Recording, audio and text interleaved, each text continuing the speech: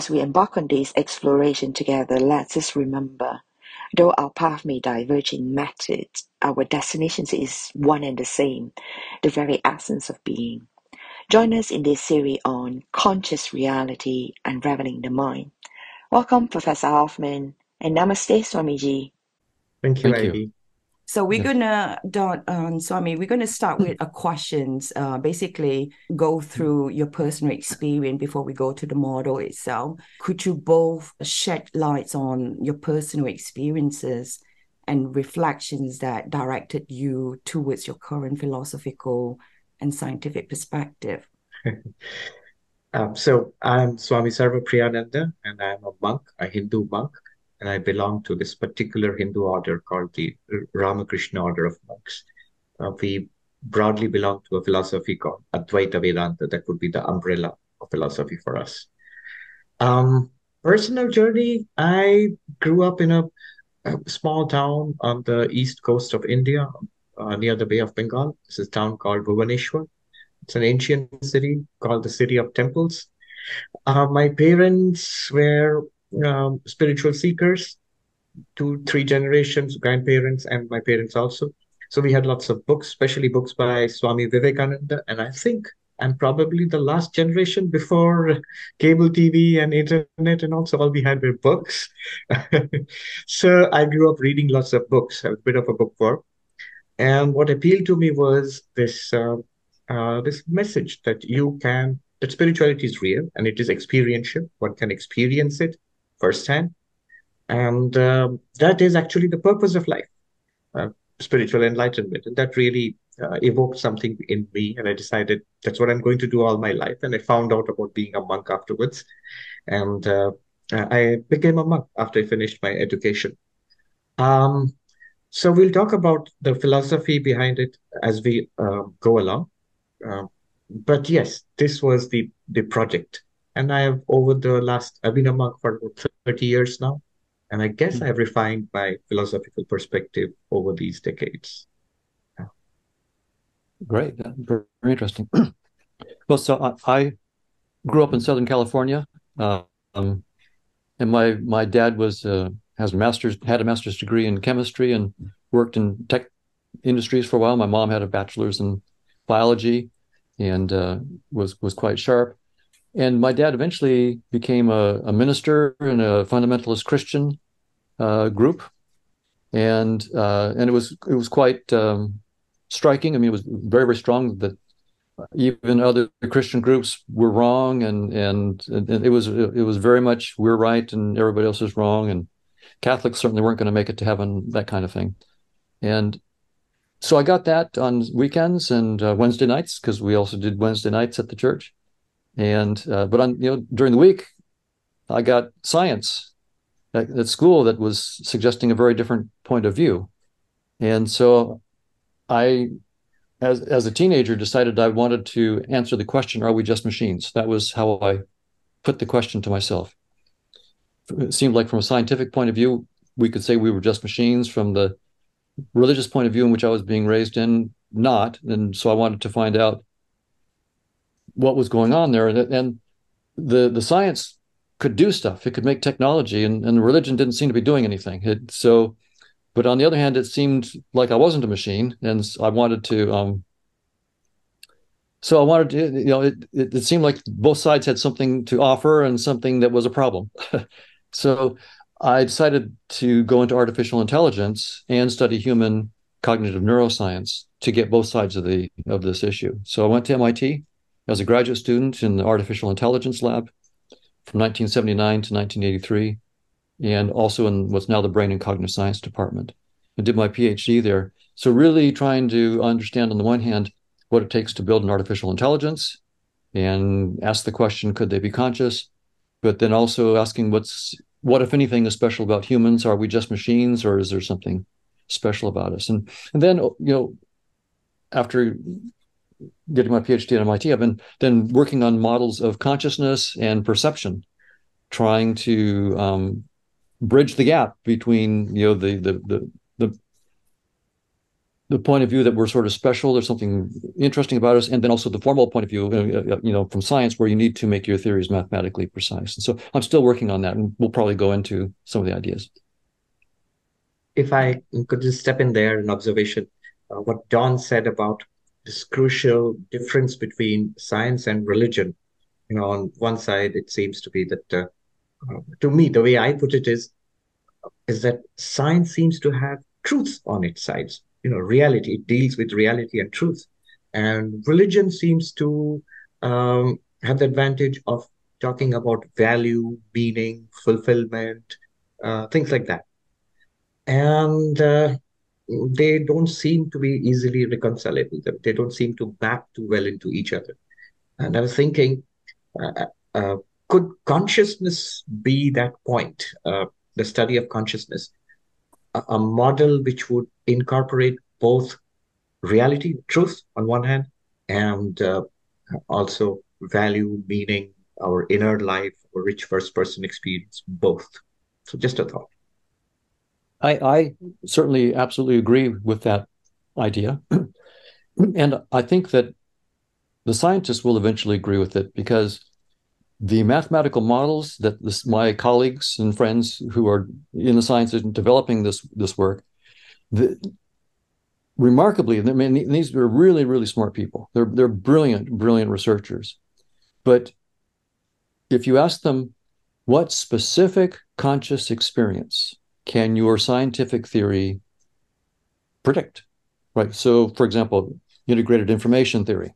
What specific pattern of integrated information must be the taste of chocolate, and could not be the smell of garlic, and for what principled reasons?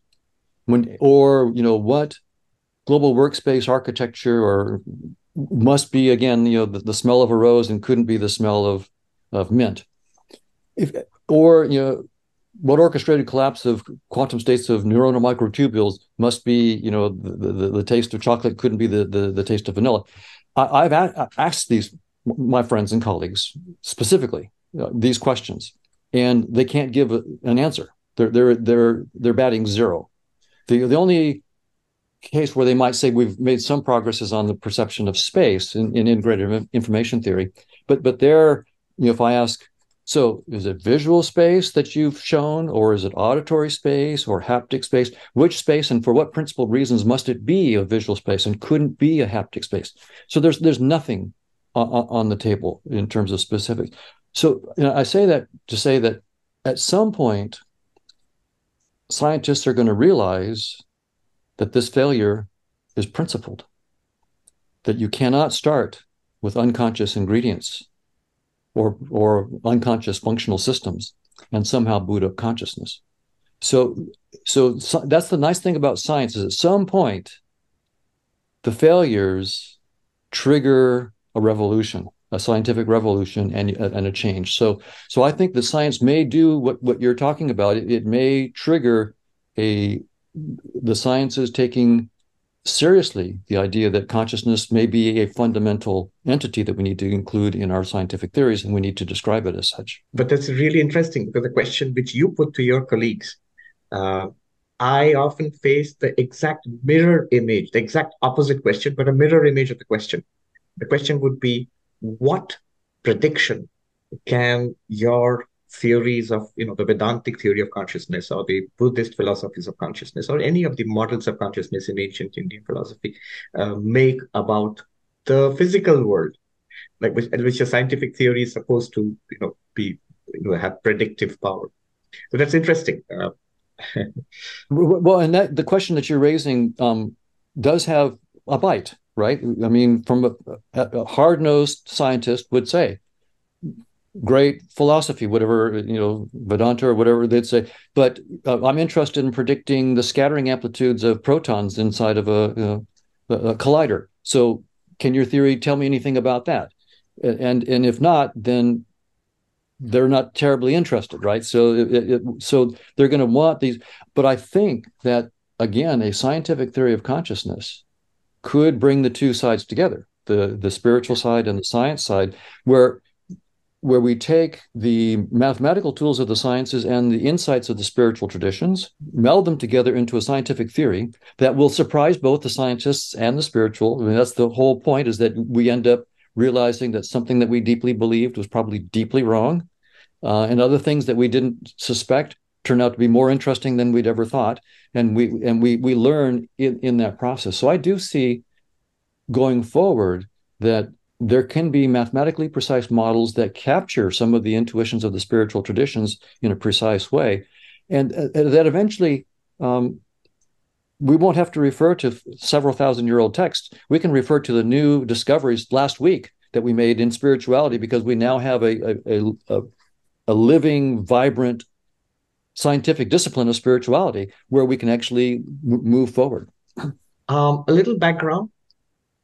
All the ancient Indian philosophies, and I want to make it clear that there's a whole spectrum of these points of view.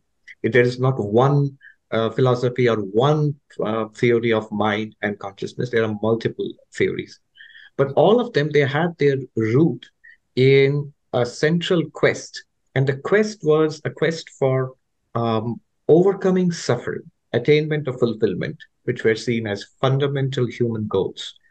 So this was the quest. And when you try to do this, inevitably, you become interested in what is the self. Because after all, who is suffering, or who or what is looking for fulfillment? We need to understand that self, which wants to transcend suffering. And once you become interested in the self, you immediately become interested in the mind and in consciousness. So that's why all these philosophies, which are known as darshanas, darshana literally means to see. So multiple Buddhist schools, multiple Hindu schools, Jainism. So all of them, they evolved very sophisticated models of mind and consciousness, but with very interesting differences between them. Now I'm going to zoom in and focus on Advaita Vedanta, because I think it has something really special to offer. And of course, because it's my home tradition, it's the one which I'm most familiar with. Advaita Vedanta is based on a set of texts called the Upanishads, which are part of the most ancient Hindu texts, the Vedas. The Upanishads contain philosophical, spiritual teachings. And central thesis here is, I mean, one way I can put it, it's not the way they talk, but I would formulate it this way. All our experience of life is broadly subject and object. We are experiencer, and everything else is experienced, whether it's the sky and the trees outside, whether it's another human being, the computer, or whether it's my own sensations and feelings and memories. They're all objects of experience. So subject, object. This is the basic paradigm of all our first-person experiences. What Advaita Vedanta says is it collapses the duality, but it collapses the object into the subject. So it says the subject and object are actually not two. The interesting thing that Advaita wants to say, the surprising thing, if you will, is that quite counterintuitively, they're actually one. There is one underlying reality, which is now being experienced as subject and object. So that's sort of the basic idea behind all this. But the traditional way of teaching would be that we need to investigate ourselves. The Advaita has the advantage of being able to, you can put it in one sentence. These are called the so-called great sentences in Advaita. Most famously, Tat Tvamasi, which means that you are that. That would be the ultimate reality of the universe, which is existence, consciousness, bliss, and you are that. And if you would realize yourself, have a direct living experience of that, you would be set free from suffering, which is the original goal. Now, how do you do this? You do this by an investigation. All these philosophies, Advaita included, are very inside out. So they are what one might call in modern philosophical terminology, phenomenological. You pay close attention to the elements of our experience and then reason about it. And then you come to these conclusions and these realizations. So Advaita Vedanta proceeds that way. Is first pay attention to yourself. And then, you're asked to consider what you think you are. And then Advaita proceeds to show us that you are gravely mistaken, or at least that is not the final answer. So we start off with the body. We think we are the body. And then Advaita tells us that consider the body, that, like how it changes. It gives us a battery of arguments. These arguments are not mathematical proofs. They're more like legal arguments, which are designed to persuade, sort of. So the body changes continuously, and you are the experiencer of the changing body. The changing and unchanging cannot be the same thing. So you cannot literally be the body. A more sophisticated argument would be, notice that you experience the body. You are the experiencer. You can see, hear, smell, taste. All the senses operate on the body. And the subject and object have to be different. That's sort of primary. So clearly, you, the experiencer of the body, cannot be the body. Another even more sophisticated, subtle argument is, notice whatever you are, you always think of yourself as conscious, as aware. And notice that you are aware of the body. In your own experience, you are the one who's aware. The body is not aware. Like you're aware of the body. There is nothing in your experience which says the body is aware of you, this conscious self. So you cannot be the body. And then they go, turn your attention inwards, look at the breath. The breath is continuously changing. You are unchanging. The breath is an object. You are the subject. You are conscious. The breath is not conscious. You're conscious of the breath. For these and many other reasons, you cannot be the breath. When you convince yourself of this, look further inwards, you find the mind. Thoughts, feelings, emotions, ideas, perceptions, memories, even this intellectual process which we're going through, this inquiry, all of them are also always changing, objects of experience, and you are conscious of them. This is where it becomes interesting, because in modern consciousness studies, we sort of take mind and consciousness together. But all these philosophies, all the ancient philosophies, Indian philosophies, are very clear on this, that even the mind is an object. So the way in Indian philosophy, the mind and the body are defined, object is defined as interesting. That which is experienced is an object, and the experiencer or the experiencing entity is the subject. So if you experience a tree, it's obviously an object. But if you experience a thought, an emotion, that's an object too. Only the two kinds of objects there's an interesting difference. The tree is a public object, which everybody will share the experience of that. But my own imagination or memory of the tree is unique to me and is private and first person. But nevertheless, objects. So even the mind is an object, and you are not the mind. And then we come to sort of speeding it up, you come to the conclusion that you are the pure subject, the non-objective subject. And that is not an entity among objects. That is that which is illumining these objects. And so far, this is called a philosophy called Sankhya, which is a clear dualism, still preserves the subject-object duality, but pushes the boundary back from the skin, back to the mind and the intellect. And the final step is taken in Advaita by, consider the nature of the object. What is its relationship to the subject? What is the relationship of what you experience to the experiencing consciousness? Are they truly different? So the Sankhyan philosophy would say they are different. There are two entities which interact with each other. Whereas Advaita says, the way you can consider one entity to be independent of the other is if they are experienceable separately. So, for example, the cloth and my body are separate because you can see the cloth without my body and you can see my body without the cloth. But obviously, you cannot experience an object without consciousness, because it's a trick question. It's sort of tautological because the very consciousness is built into the question. So therefore, you cannot say that objects experienced in consciousness are different from consciousness. Anyway, the final conclusion is whatever we are experiencing is basically consciousness appearing to itself in all these ways, in these various different ways. So you end up from the Sankhyan dualism to a non-dualism. Although here is this vast universe of multifarious objects, they do not constitute a countable second apart from consciousness. It's not a countable second, no second, non-dual. That's why the name comes non-dual. Advaita means non-duality. Anyway, how does all this help us?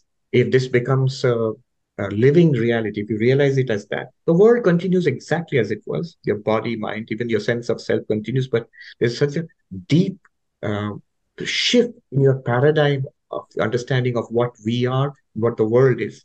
you immediately see that you are one with the world. The world is nothing but your own appearance. And that helps us transcend suffering. So the body dies, for example, this consciousness arguably does not die, and so on. So you are freed of the fear of death. You are freed of the problem that comes with the sense of separation of the other, hatred, fear, anxiety, desire, all of them disappear at an existential level because you know deep inside, I'm one with the so-called other. Anyway, so there are many implications of this. And so this is a very deep philosophical solution of the original problem of suffering. I'll just add one more thing, which might be helpful. How do we go from the modern, let's say, sort of school child idea of the scientific idea of the world, what we learn in science at school, to this non-duality? There are obviously some huge philosophical steps that we have to take, each of which can be argued endlessly. But if I were to sum it up in a sentence or two, it would be this. We start with the physicalist, reductionist view of the world, this universe. And then we notice we cannot explain consciousness with this view of the world. You cannot reduce consciousness to the brain, so the so-called hard problem of consciousness. That opens the door to the next step, which is that consciousness is a fundamental reality of the world. So there are physical forces which are fundamental, and there's also consciousness which is fundamental and ubiquitous in some sense. That leads us to a dualism, which is very similar to the ancient Sankhyan dualism or the modern panpsychism, for example. Then the next step is taken is that this consciousness is not separate. These are not, its consciousness is not divisible. There are not multiple consciousnesses. It is actually one consciousness, which interacts with many, many body-mind complexes to become individual selves, but it's actually in the background, it's one consciousness. So that's the third step. And the last step would be what consciousness experiences, the material world, that's actually not fundamental. Consciousness is fundamental.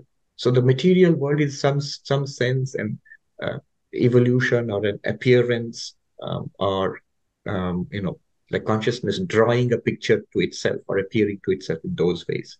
So 4 steps. If one wants to go from a very reductionist scientific worldview to this non-dualist worldview, 4 huge steps have to be taken from the hard problem of consciousness to the consciousness matter dualism to one consciousness and to the non-duality of consciousness. Then you are at Advaita. And I know each of these are enormous steps to take in philosophy, let alone science. That's a wonderful and very clear description. Thank you. And I like every aspect of that description. And so I'll now say from the scientific point of view, and by the way, not to say that I'm endorsing what I'm about to say, I'm just going to say what the current scientific point of view is that space-time is fundamental, right? That's the fundamental reality. That's been since Newton and probably before and then, well, it was space and time with Newton and then space-time with Einstein.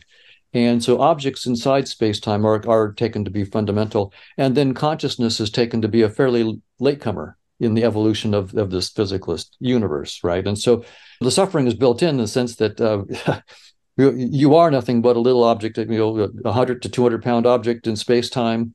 And your consciousness, some of my friends and colleagues say that even your feeling that you have consciousness is an illusion. So consciousness is merely, all that's really going on is just brain activity, and you have the illusion of consciousness. Now, so that's been the framework of science. And so we've had this situation between science and spirituality where the frameworks couldn't be more different, right? They're very, very different. And the scientists were the ones who were making all the good technology and so forth. So they seem to have the upper hand. But now in the last 20 years, theoretical physicists who push the boundaries of science, especially in the physics, to the smallest scale, highest energies, are saying, many of them are saying, that space-time is doomed. And by that, they mean that space-time, which has been taken as the fundamental reality for science to build on, is not fundamental reality. So David Gross has said this, Nathan Seiberg, Nima Arkhani Hamed, and the reason they say this is not for spiritual reasons, but for technical reasons in their own theories, that if you the very notion of space or space-time has no operational meaning beyond what's called the Planck scale, 10 to the minus 33 centimeters or 10 to the minus 43 seconds. So Einstein's theory of space-time and gravity, together with quantum theory, those theories together tell you not only the scope of the and power of the idea of space-time, but they also tell you the limits of that idea. And the limits are very precise. Space-time falls apart at 10 to the minus 33 centimeters and 10 to the minus 43 seconds. It no longer does any work for us. It falls apart. And the reason is, if you try to measure smaller and smaller regions of space, you have to use smaller and smaller wavelengths of light or whatever radiation that you're using to, in your microscope. And quantum theory tells us, in fact, Einstein told us that as you get smaller and smaller wavelengths, the energy goes up and up. But then Einstein also told us that energy and mass are the same thing. And his gravity theory tells us if you get too much mass into too small a region of space, you destroy the space. And so you would actually destroy the very object you're trying to measure. So that's what happens. I'm trying to measure a property of some physical object at 10 to the minus 44 centimeters. Well, the energy that's required is so high that when I actually try to do that, I destroy the very object that I'm trying to observe. So that's the power of science, though, right? The scientific theories are so mathematically precise that they tell you not just the scope of what they can do, but the limits of the very concepts. And so that's what's beautiful about the scientific approach. So we now know that space-time cannot be fundamental. And so that's the first step for science toward getting to it's like the first step along the steps that you were talking about, recognizing that space-time is not fundamental. The next step will be for them to understand that there's got to be something beyond space-time, right? As scientists, if space-time isn't fundamental, we need a theory that's more fundamental. So what are we going to posit that's beyond space-time, not curled up inside space-time like string theory and the extra dimensions in string theory, but literally beyond space-time.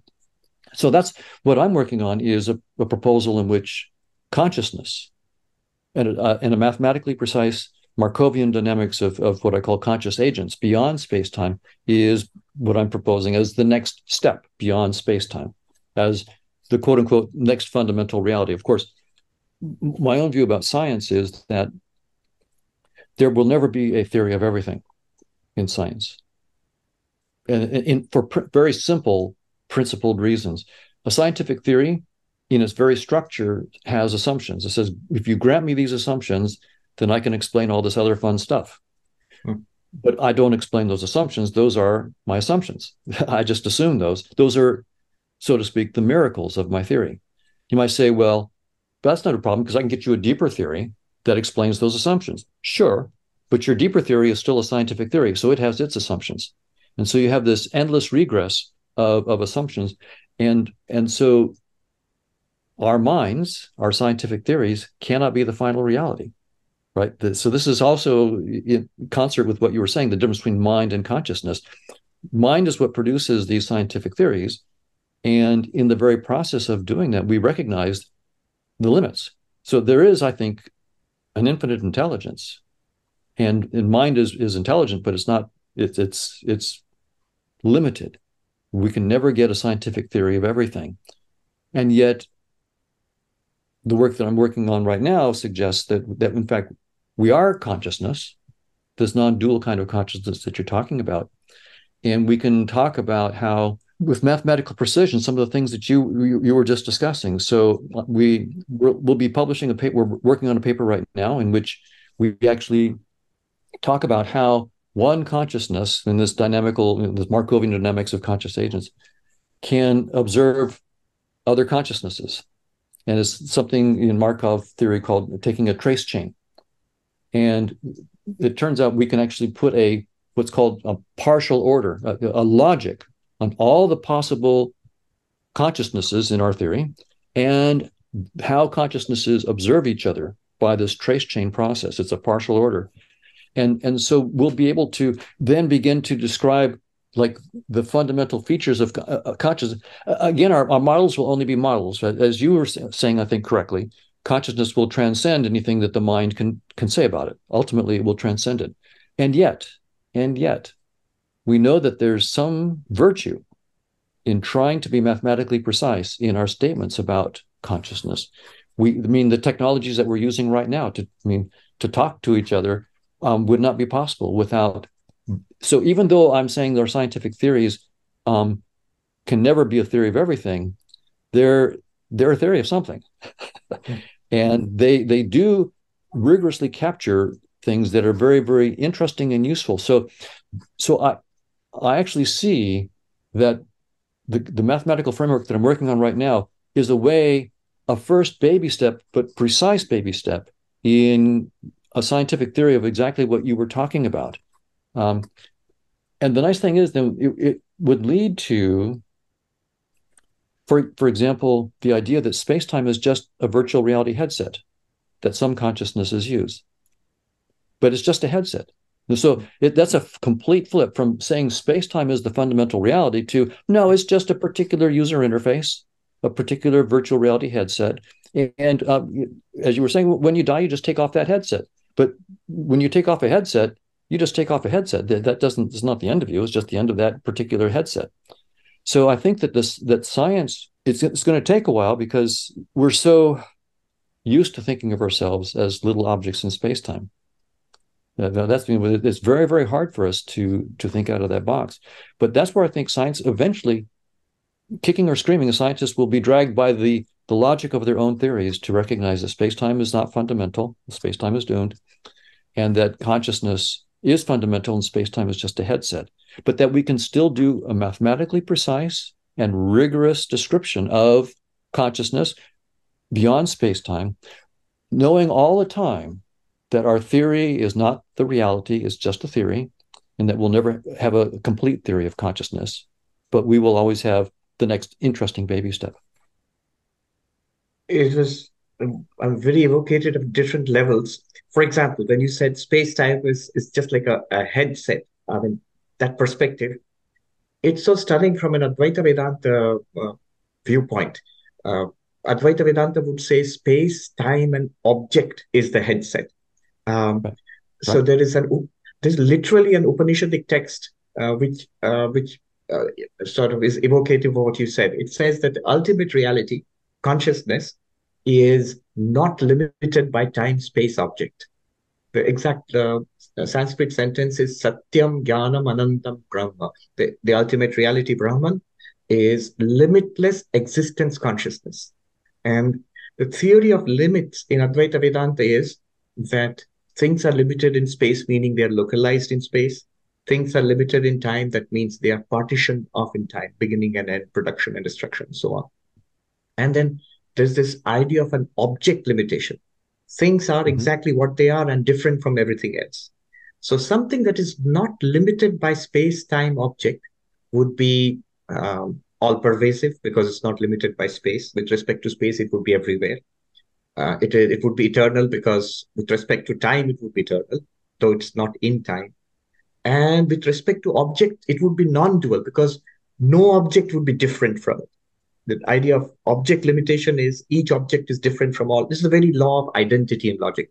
Everything is identical to itself and different from everything else. And Advaita disagrees. It says reality is actually that to which all objects are one with that, and it's not different from any object. So yeah, that would be the idea of ultimate reality in Advaita Vedanta.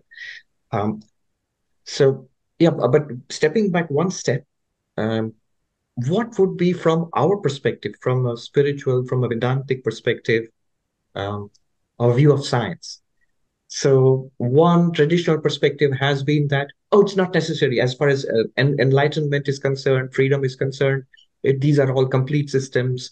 So you practice this, take up this worldview and practice this, and you'll be free, and you'll be free of suffering. But I don't agree with that for two reasons. First is because there are clearly multiple schools of thought.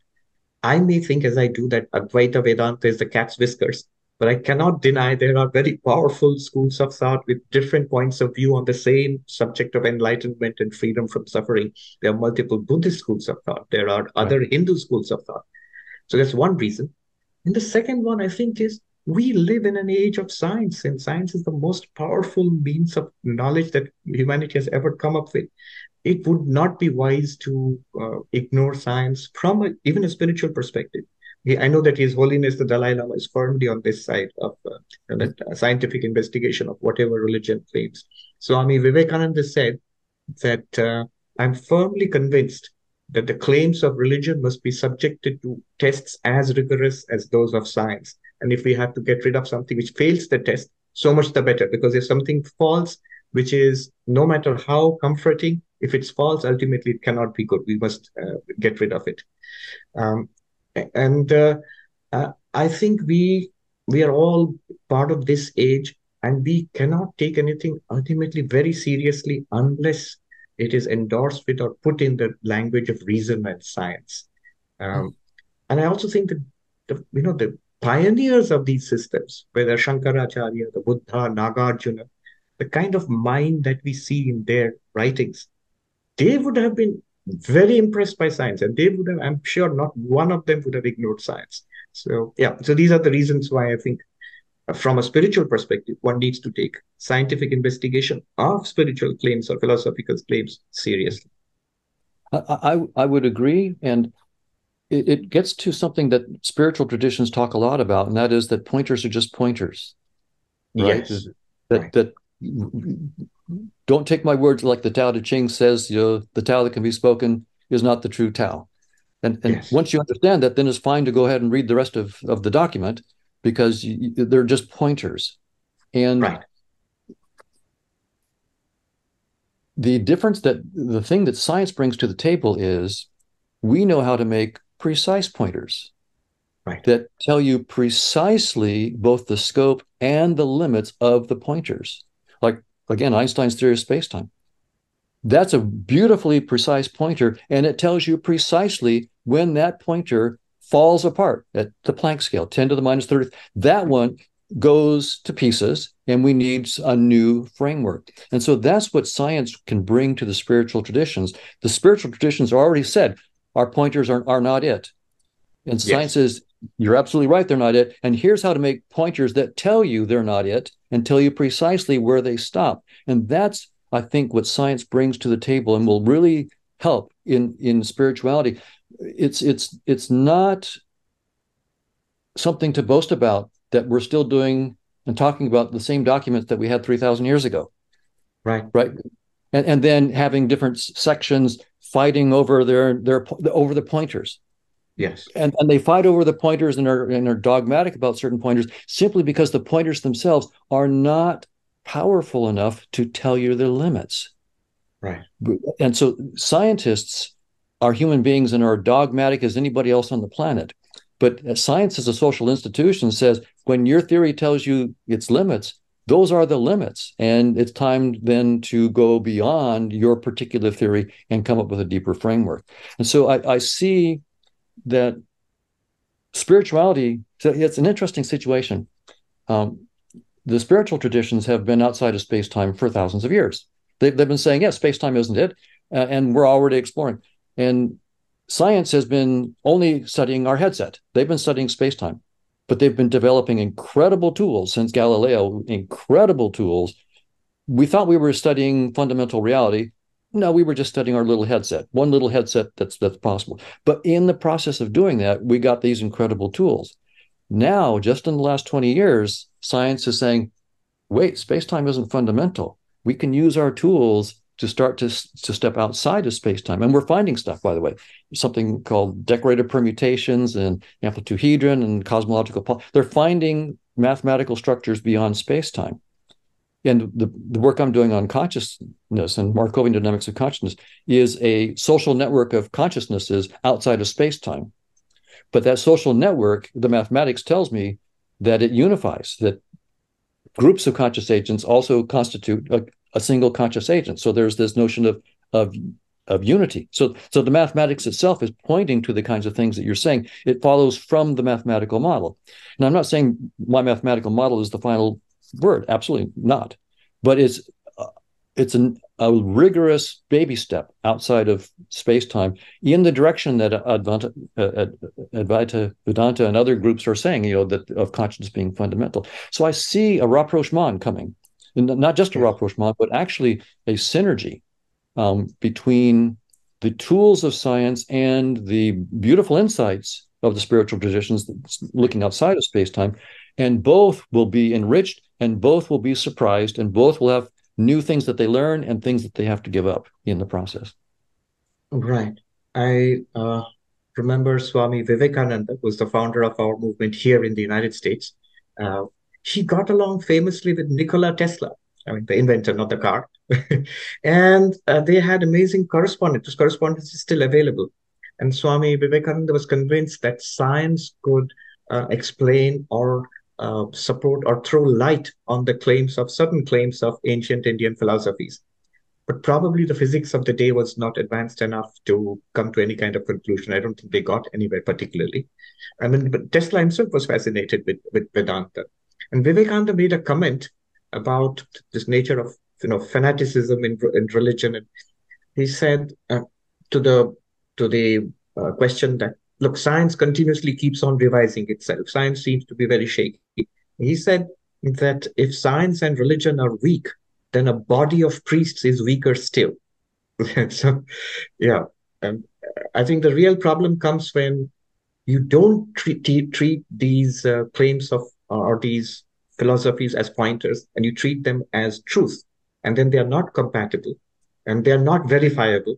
And so you treat them as truth, and then the next result is fighting, hatred, then the tribal instinct kicks in, so in-group and out-group, and all this problem starts. I completely agree. And that is one of the most important things that we're talking about, is that our theories are just theories. They're just pointers. And that's in science and in spirituality, and to not be addicted to our theories. But I grew up in the Christian spiritual tradition, where that wasn't observed. It was, our way or the highway. We know the truth, and our interpretation of the truth is it. And if you don't believe that interpretation, you won't end up in heaven. And a lot of other groups were not going to end up in heaven as a result. That's an interesting distinction. That's where I think the Indian experience is, there's something worthwhile to learn from the Indian experience. They had the same thing. They were a very, very religious country for nearly 4,000 to 5,000 years. But there wasn't, for a very long time, there isn't any record of any kind of violence based on religion. It was not a peaceful country. There were wars and empires rising and falling, but none of them throughout known history until modern times, until the coming of Islam and missionary Christianity. Until that time, violence predicated on, based on religion was virtually unknown. Now, the reason is they understood that these are pointers, or rather they used a path metaphor, that these are different paths. One of the most ancient teachings in the Upanishad says, the truth is one, but the wise speak of it differently. So it's interesting that you can formulate the truth in different ways, and you are wise when you formulate it. It's not that you're unwise or you're ignorant. The wise speak of it differently. And so a variety of philosophies developed. There was tremendous freedom to think in your own way and come up with newer pointers or better ways. And they disagreed intensely. It's not that it was all sweetness and harmony, but they developed a very interesting system called Vada, which means debate. So you had experts in different philosophies, and they would get together. So the experts would get together a bit like a peer group, and they would debate it out among themselves, which spared the general population and the politicians and the kings, no violence based on that. Right. Yeah, so that's an interesting insight. Perfect. I really like that. So we're on the same page. I remember an American Swami, an American monk. I said, he came from a background very similar to what you described. He was in North Carolina, I think. He said in the 60s, when he became a monk, he said, I grew up religious, but I noticed that we were told that whatever was taught in our little churches, right, and all the churches, including the one across the street, they're all going to go to hell. They're all wrong. And he felt, well, maybe then this one is wrong too. That would be the logical conclusion to come to. If everybody in religion is wrong except my little point of view, then it's probable that this is going to be wrong too. And he said, for a long time, I lost interest until I came to this idea, this Indian idea that all of them are right. In certain ways, they all are pointing to the same truth. That really sort of inspired. Yeah, the different perspectives, which is an important point of view, I think. We can take different perspectives on something. Yeah. And this notion of perspective, see, the truth transcends any particular description of it. And so any description is just going to be a perspective, and they'll be useful for certain things and not useful for others. In the work that I'm doing on consciousness beyond space-time, the dynamics that we have doesn't have an arrow of time. It's a dynamical system, but the entropy doesn't need to increase. So there's no thermodynamic arrow of time. But it's a straightforward theorem that if you take that dynamics and make a projection of it, by just losing a little bit of information, like by conditional probability, the dynamics that you see in projection will necessarily have an arrow of time as an artifact of the projection process. And so you get the second law of thermodynamics, and you get the arrow of time as an artifact of our headset, not an insight into the nature of reality. Also, I think the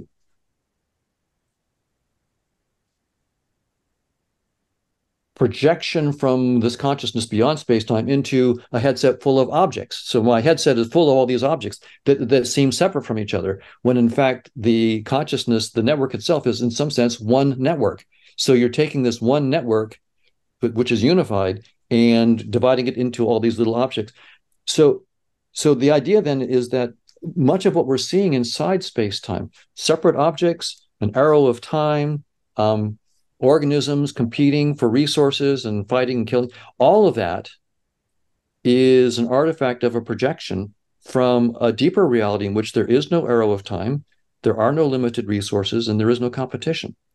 So but the nice thing is that we can, so I love evolutionary theory, right? It's clear I'm talking about evolutionary theory, the competition and so forth.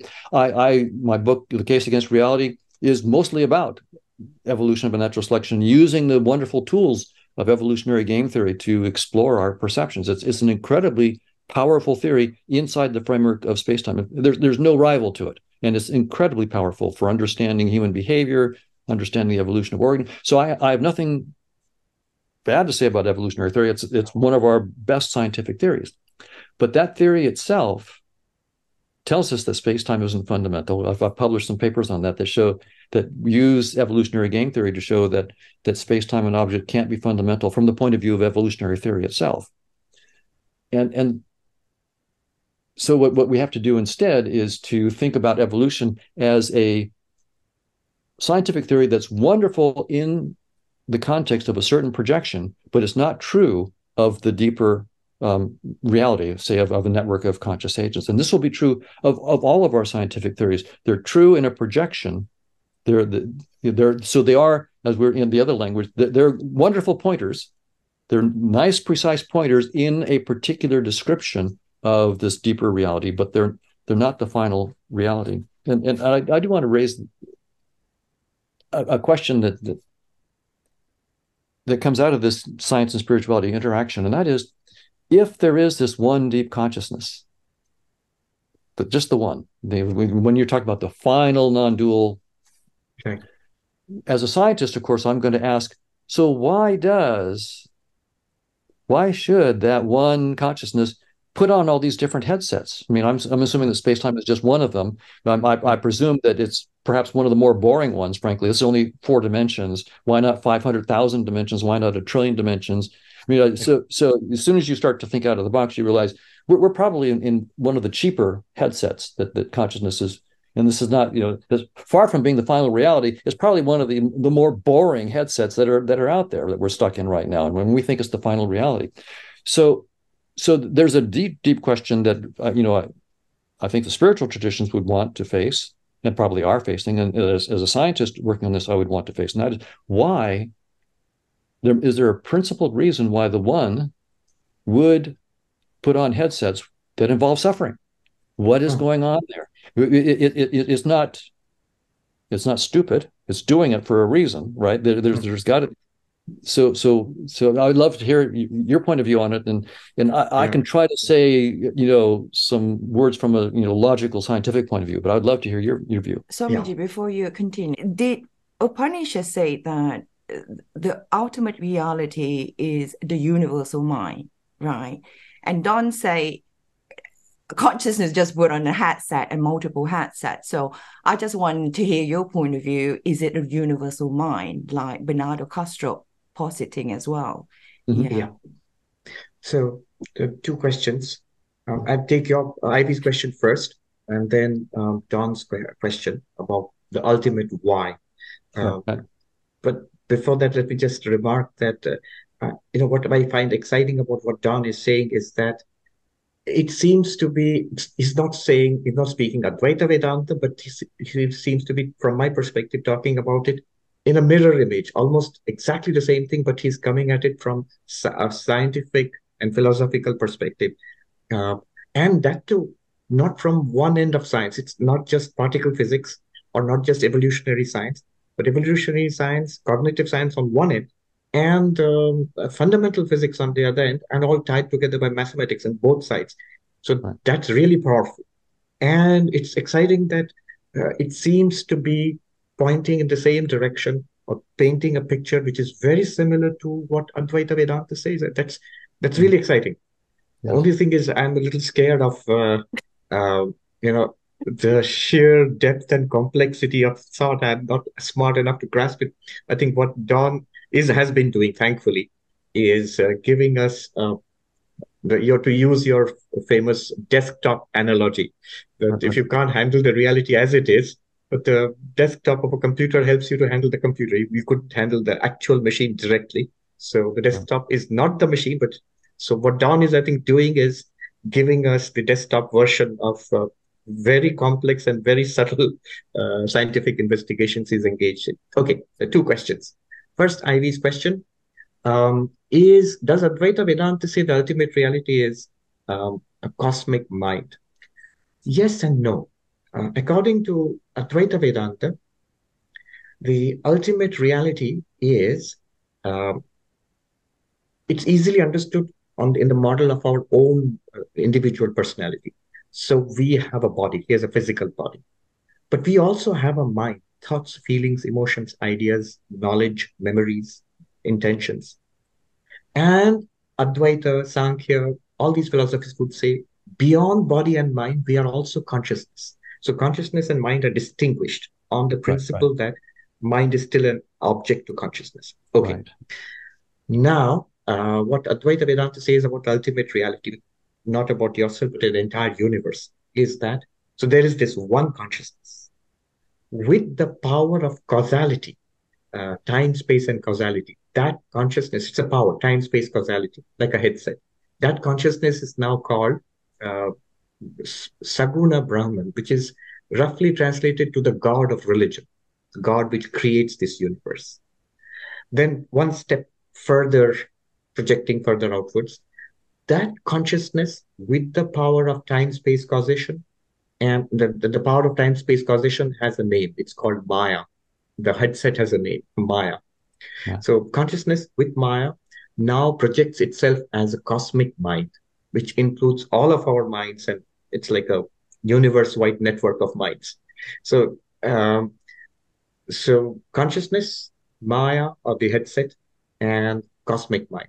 So in that sense, ultimate reality is cosmic mind, though not in the most fundamental sense. In the fundamental sense, it's non-dual consciousness. The next step would be non-dual consciousness plus the headset, which is nothing but a projection of that non-dual consciousness. The next step would be the cosmic mind. And then the next step would be the universe, which is treated like the body of that cosmic, that pure consciousness. Okay. So 3 levels, reality, and then 3 levels. One is the causal level, the subtle level, and the physical level. The causal level is time, space, causation. The subtle level is cosmic mind, and the physical level is the universe, this universe. Okay. Right. That's the sort of framework. And Advaita would insist the only reality is actually that non-dual consciousness. And the other 3 they would put at a lower level of reality as a projection, like maybe a screen and a movie like that. Then, but deeper, I can connect this to why. Why at all would it do this? And a secondary question would be why particularly this? As you said, the sort of cheap version of time-space causation. Why this? And why suffer? Things like that. There are multiple answers depending on the school of Vedanta you go to, but Advaita Vedanta, I think, is the most philosophical answer. And their answer is very interesting. The answer is the question itself is wrong. The question is wrong. Why is the question wrong? Because when you ask a question, why, when we ask why, what answer are we expecting? It's an answer which starts with because. So we are already assuming causality. We assume causality, and Advaita Vedanta says the ultimate reality is not causally linked with this universe. Causality plays within this universe, but the ultimate reality is not causally linked. This universe appears because of that ultimate reality. But ultimate reality, from its perspective, has no causal link with the universe. It's like asking, why did the hero do heroic things, or why did the villain do terrible things in the movie? But the screen of the movie is not causally connected with the plot of the cinema. But the screen enables the entire thing to happen. The whole movie depends on the screen. But the screen, you can't question the movie screen. Why did you do such terrible things? Or why did you do such heroic things? The screen will say, I didn't. From my perspective, none of that happened really. So because in between you have the headset, Maya, and causality is within Maya. So causality is not linked to the ultimate reality. It's like asking what's outside space. But then you've already assumed space. Inside and outside are space terms. It's like asking what's before time. But you've already assumed time if you ask before and after. So similarly, asking why this universe, you've already assumed causality, in which case the chain of causality will start working. If you push further and ask, why this particular universe? Why does it work out this way? There, Vedanta, I think that's one of the beautiful points of Vedanta is that ask the scientist. They are the experts in this. Why the universe evolved in the particular way it did. Why is life like this? Evolution at the level of life and cosmic evolution at the level of the universe. Those are the answers we have to look for. They're all within causality. I don't know if that makes any sense. I can deal with another version of this question, which is, it goes back to the whole science and spirituality thing. I think it was Sam Harris who put it this way. Look, he says, consciousness seems to have epistemic primacy. To know anything, there must be consciousness, to at least have the first person experience. But time, space, matter seems to have ontological primacy. Even consciousness has to exist first to be able to give you first person experience. So there is the question to Advaita, the question which I face in the most philosophical form would be, we understand the importance of consciousness as far as our whole life is concerned, as far as everything is, experiencing things are concerned. But why should epistemic primacy translate into ontological primacy? Why should, your first person experience, consciousness is absolutely necessary, but why would it mean that consciousness is the fundamental reality of the universe?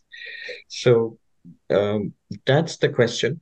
I think that's where Don's investigations come in. A more powerful scientific answer that consciousness cannot be dismissed from ontology, but the most fundamental kind of ontology, the whole universe itself. The non-dual consciousness being the fundamental reality, there's a concomitant of that in our theory of conscious agents, where we have to write down what's called a probability space. Before we can even have a Markovian dynamics where there are actual experiences or thoughts or anything, we have to write down what we call a probability space structure. And so that sort of is the mathematical representation of this non-dual consciousness. There is no experience, there are no thoughts, there are no mind. There's just this potential for all of that. But the potential is its own thing.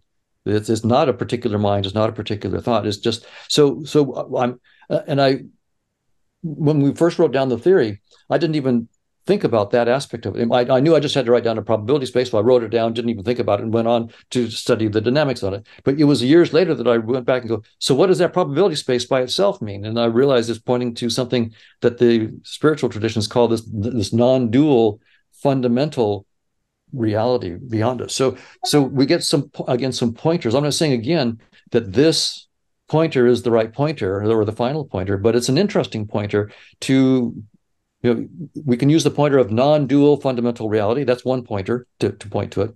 Or we can say a probability space prior to any particular thoughts or experiences popping up on that probability space.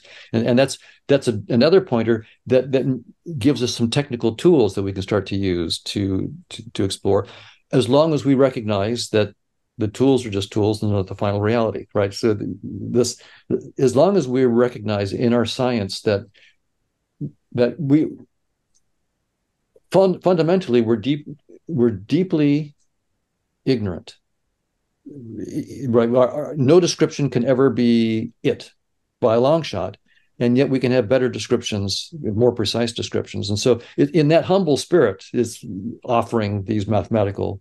But then in terms of the deep question, about why would the non-dual project itself into a particular headset and have suffering and so forth, I agree that trying to use notions of causality is a category error in some sense when you're dealing with that question. But you could also, though, ask, instead of causal, could I ask this as a logical question, not a causal question, but a logical question? And so the kind of logical statement, there are two directions that we might, explore. One might be, if, as I heard one spiritual teacher say, if everything were green, then green would be meaningless, right? In some sense, the only way to know is by contrasts. So the non-dual, just one logical direction that we might be interested in is for the non-dual to know itself as non-dual, it needs to plunge itself into duality and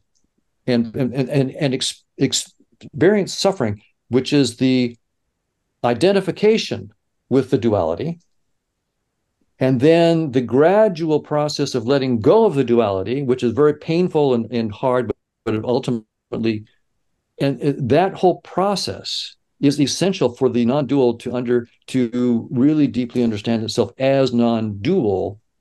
It had to go through the suffering otherwise you can't. So again, I'm not saying I'm right. I'm just saying that that's an interesting logical direction that could be explored. And there may be maybe other, I'll just mention one other logical direction that would be fun to explore. And that is, it's a theorem that no system, like a computer system, can fully represent itself to itself. So if I have a computer system and I want it to, quote unquote, understand itself, it would have to build a model of itself. Well, in the very process of building a model of itself, it's become more complicated. So now it's got a more complicated entity that it needs to model. So it's going to build a more complicated model. You see, we get into an infinite regress. So this is, again, a kind of logical, not causal, but logical argument. And again, I'm not saying it's the final word, but it's an interesting pointer to maybe the non-dual fundamental reality makes all these headsets as models of itself, and the process is never ending because for these logical reasons. So again, I'm just pointing, these are not causal, but they're logical. And ultimately, I think maybe a reply to my itch here is to say, you can't scratch that itch because ultimately you're trying to use reason. So logic is part of reason. You're trying to use reason, which is a finite, well, it is potentially infinite, but not this kind of infinity. The non-dual is an infinity that maybe transcends the powers of reason. One might try to go there and say, so even this logical kind of argument would fall prey to the kind of thing you were saying to the causal, in the sense that even logical still, in some sense, will fail to probe the true depths of this unconditioned non-dual reality. I don't know what you think about that, but No, that sounds amazingly like, again, the mirror image. It's almost exactly like a Vedanta teacher would say, but from the outside in, from a logical, scientific perspective, philosophical perspective, from this is inside out. I'm reminded of a statement from the Mundaka Upanishad, which goes, the uncaused cannot be attained by the caused. So nothing that you do here will will result in infinity. But you are the infinity, and knowledge will reveal to you that you are that infinite. From a logical perspective, if you ask why, let me give you a third alternative. What struck me inside out is when you ask why would it do this at all, the logical answer would be, well, there are only two logical possibilities. Either it remains as the non-dual absolute and projects nothing at all, or it remains as the non-dual absolute and projects something. And it's doing both. If you look at our own personal experiences, in waking and dreaming, we experience objects. In deep sleep, we have a blankness. And that is now projected to the cosmic level. So the ancient Hindu idea of the cycle of the cosmos. So there's a projection of the universe, there's a sustenance of the universe, and there is an ultimate dissolution or destruction of the universe. So when the universe is here, there are, from fundamental particles to living beings to galaxies and all of that. And when the universe is finally destroyed, there is nothing, there's no thing. But it's not that it's empty. It's that ultimate reality is still there, empty of projection. And then the projection starts all over again. But my point here is there are logically, strictly only two possibilities to the question, why is there something rather than nothing? Well, both are presented to you. Something is presented sometimes and nothing is presented other times. And what could the poor ultimate reality do except these two logical possibilities? It's presenting both anyway. I mean, if nothing was presented, theoretically, we could still ask the question, what a useless ultimate reality? Why doesn't it do something? And when it does something, we can ask, why is it doing this? So logically, only two things are possible, and both are being presented. Presentation of something to consciousness and presentation of nothing to consciousness. Another much oversimplified example we sometimes use is gold and ornaments. You can either have the gold and a variety of ornaments, or you can have no ornaments, melt it down to gold itself. And in both cases, gold remains gold. It's just new names and forms evolve, or there is no name and form. Makes sense. And I would just add that, the itch that I have, as a scientist, to get these logical or mathematical descriptions. And even though I know fundamentally that there's limits to descriptions, they can never. Still, I want to ask these questions about, and you gave a good reply on that. But it's interesting that we, from this point of view, in which the non-dual point of view, in which fundamentally what I am is the non-dual consciousness. That's what I really am, and I don't know it through logic and reason. I just know it by being it. I am that, and so it's this first person being. And so my questions are basically, in some sense, the one saying, who am I? Right. Exactly. Who am I? And in doing that, I can get descriptions using logic and reason and science and mathematics. But if I want to know it more deeply, then it's the meditation. Effectively, it's letting go of all thought. Right, I let go of all thoughts and just face myself naked, without any cloak of thoughts or logic or science or anything like that. And that is the deepest. And from a scientific point of view, then I'll just say one thing. I know you want to say something here. We have this notion of Bayesian inference in science, where I have my prior assumptions. And based on those priors in the data, then I come to posterior conclusions. And we think about the brain, in fact, as some kind of predictive processing machine where we have prior models that we're trying to see if they still fit, and we get data and we make conclusions about reality and so forth. But in some sense, what we're saying here is that at the deepest level in meditation, what you're doing is letting go of all Bayesian priors and just being without any models whatsoever. So again, it gets at this itch about why science, why headsets, and so forth. And I like your answer. I mean, it's as far as logical answers go, we may not be able to get any deeper than that. But anyway, but these other scientific perspectives on it, and Bayesian inference and letting go of Bayes and so forth, are fun other ways of looking at this whole process. Yeah, that's really beautiful. I'll bring in three very ancient commentators. One is Patanjali, the author of the Yoga Sutras. He said exactly what Don was saying right now, that if you can shut down these projections, sit down quietly, shut out the sensory activity, and shut down thinking, the internal thinking, remembering, desiring, intentionality, even in intellectual investigations. And then the claim is that this consciousness that you are will reveal itself to itself, not even to the mind, because the mind is shut down there.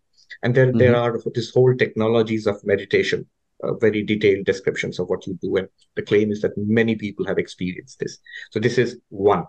The second one comes from Shankara, the great commentator on Advaita Vedanta. He makes this beautiful observation that not just in deep meditation, once you know what you are, with eyes open also, putting on the headset also. It's a difference between forgetting who you are and becoming absorbed in the projections of the headset, and then realizing who I am. Oh, I am this. Then you can go back into the headset and you're perfectly fine. So this is an ancient debate between the yogi and the Advaitin. The yogi says, wipe it out, settle down, stay there. And the Advaitin says, once you have recognized what you are, through this inquiry and meditation, then when you open your eyes also, it's perfectly all right. You can be in the middle of the projection. You can live your life as this enlightened, liberated being. And that would be the culmination of this entire process of evolution to this point, through all the suffering, through all the inquiries and pointers. Once you've got it, then let it be. Let this go on. And the third one I want to bring in is Shankara's guru's guru, Gaudapada, who sort of gave the final word on this original question which Don asked, why at all? This question of why. His answer, which I like, is that's the very nature of that ultimate reality. He calls it the shining reality. The very nature of the shining reality is to shine. That's what it is. And how does it shine? It shines forth in various ways, like this universe, for example. Very, very, very nice. I like that. And it also suggests this other metaphor about the spiritual ideas and suffering and so forth from the headset point of view. If I'm in the virtual reality, I can be, if I'm just like in a virtual reality shoot 'em up game, right? If I'm identified with my avatar in the game, I'm going to be quite scared because I'm identified with that, and things are happening inside that game that could destroy my avatar. Since I'm identified, that is me, I'm not relaxed. I'm suffering. But if I am in the game and I know it's a game and the avatar is just an avatar and I'm not identified with it, then I can enjoy the game, as you were saying, and I can participate and I can learn in the game. And so in some sense, from this metaphor point of view, the spiritual traditions are just telling us, recognize that this is your body's just an avatar in the headset, and that's not Absolutely. who you are. The avatar, in fact, is an ancient Sanskrit word. It means the descent of the non-dual consciousness into individual sentient human beings. So literally that. And there's one distinction. In traditional dualistic religion, avatar would be only the descent of God, the God of religion, into human form. But in non-duality, in Advaita, all of us are avatars. We are all the manifestations of our real nature being non-dual consciousness, and our avatar nature being these forms and these activities. That's right. And then I would agree with your conclusion that once we recognize that, that doesn't mean we throw off the headset. It means Right. now we can live for as long as we're supposed to within the headset, but with a different consciousness about the whole experience and learning Exactly. somehow. Absolutely. Absolutely. Yeah. Right. That makes sense. And one more advantage of this perspective is, there are these two approaches in religion, extending the headset analogy further. If, as a religious teacher, one makes claims about the contents, the projections in the headset, then one entirely on the basis of an ancient text or some belief system, then one runs headlong into the work of science, and then this clash starts. Ken Wilber said one of the things that religion has to do in the 21st century to hold on to people, especially young people, is that it has to stop contradicting established science. So that's where we are. That's where religion is making claims about the projections in the headset, which is entirely the domain of science, but science is much more powerful, much more precise. And that's the beauty of Advaita. It does not actually make claims about what's happening in the projection itself. It's Right. sort of plug and play. You can plug in ancient cosmologies of fire, earth, water, air, or you can plug in, quarks and string theory. Advaita would be comfortable with both. Right. Yeah. When I was growing up and I was hearing from my spiritual tradition, the Christian, that at least that version that my church taught, the earth was only 4,000 or 5,000 years old. And that, I mean, that's just nonsense. Right? From the headset point of view, that's just nonsense. And so you're right.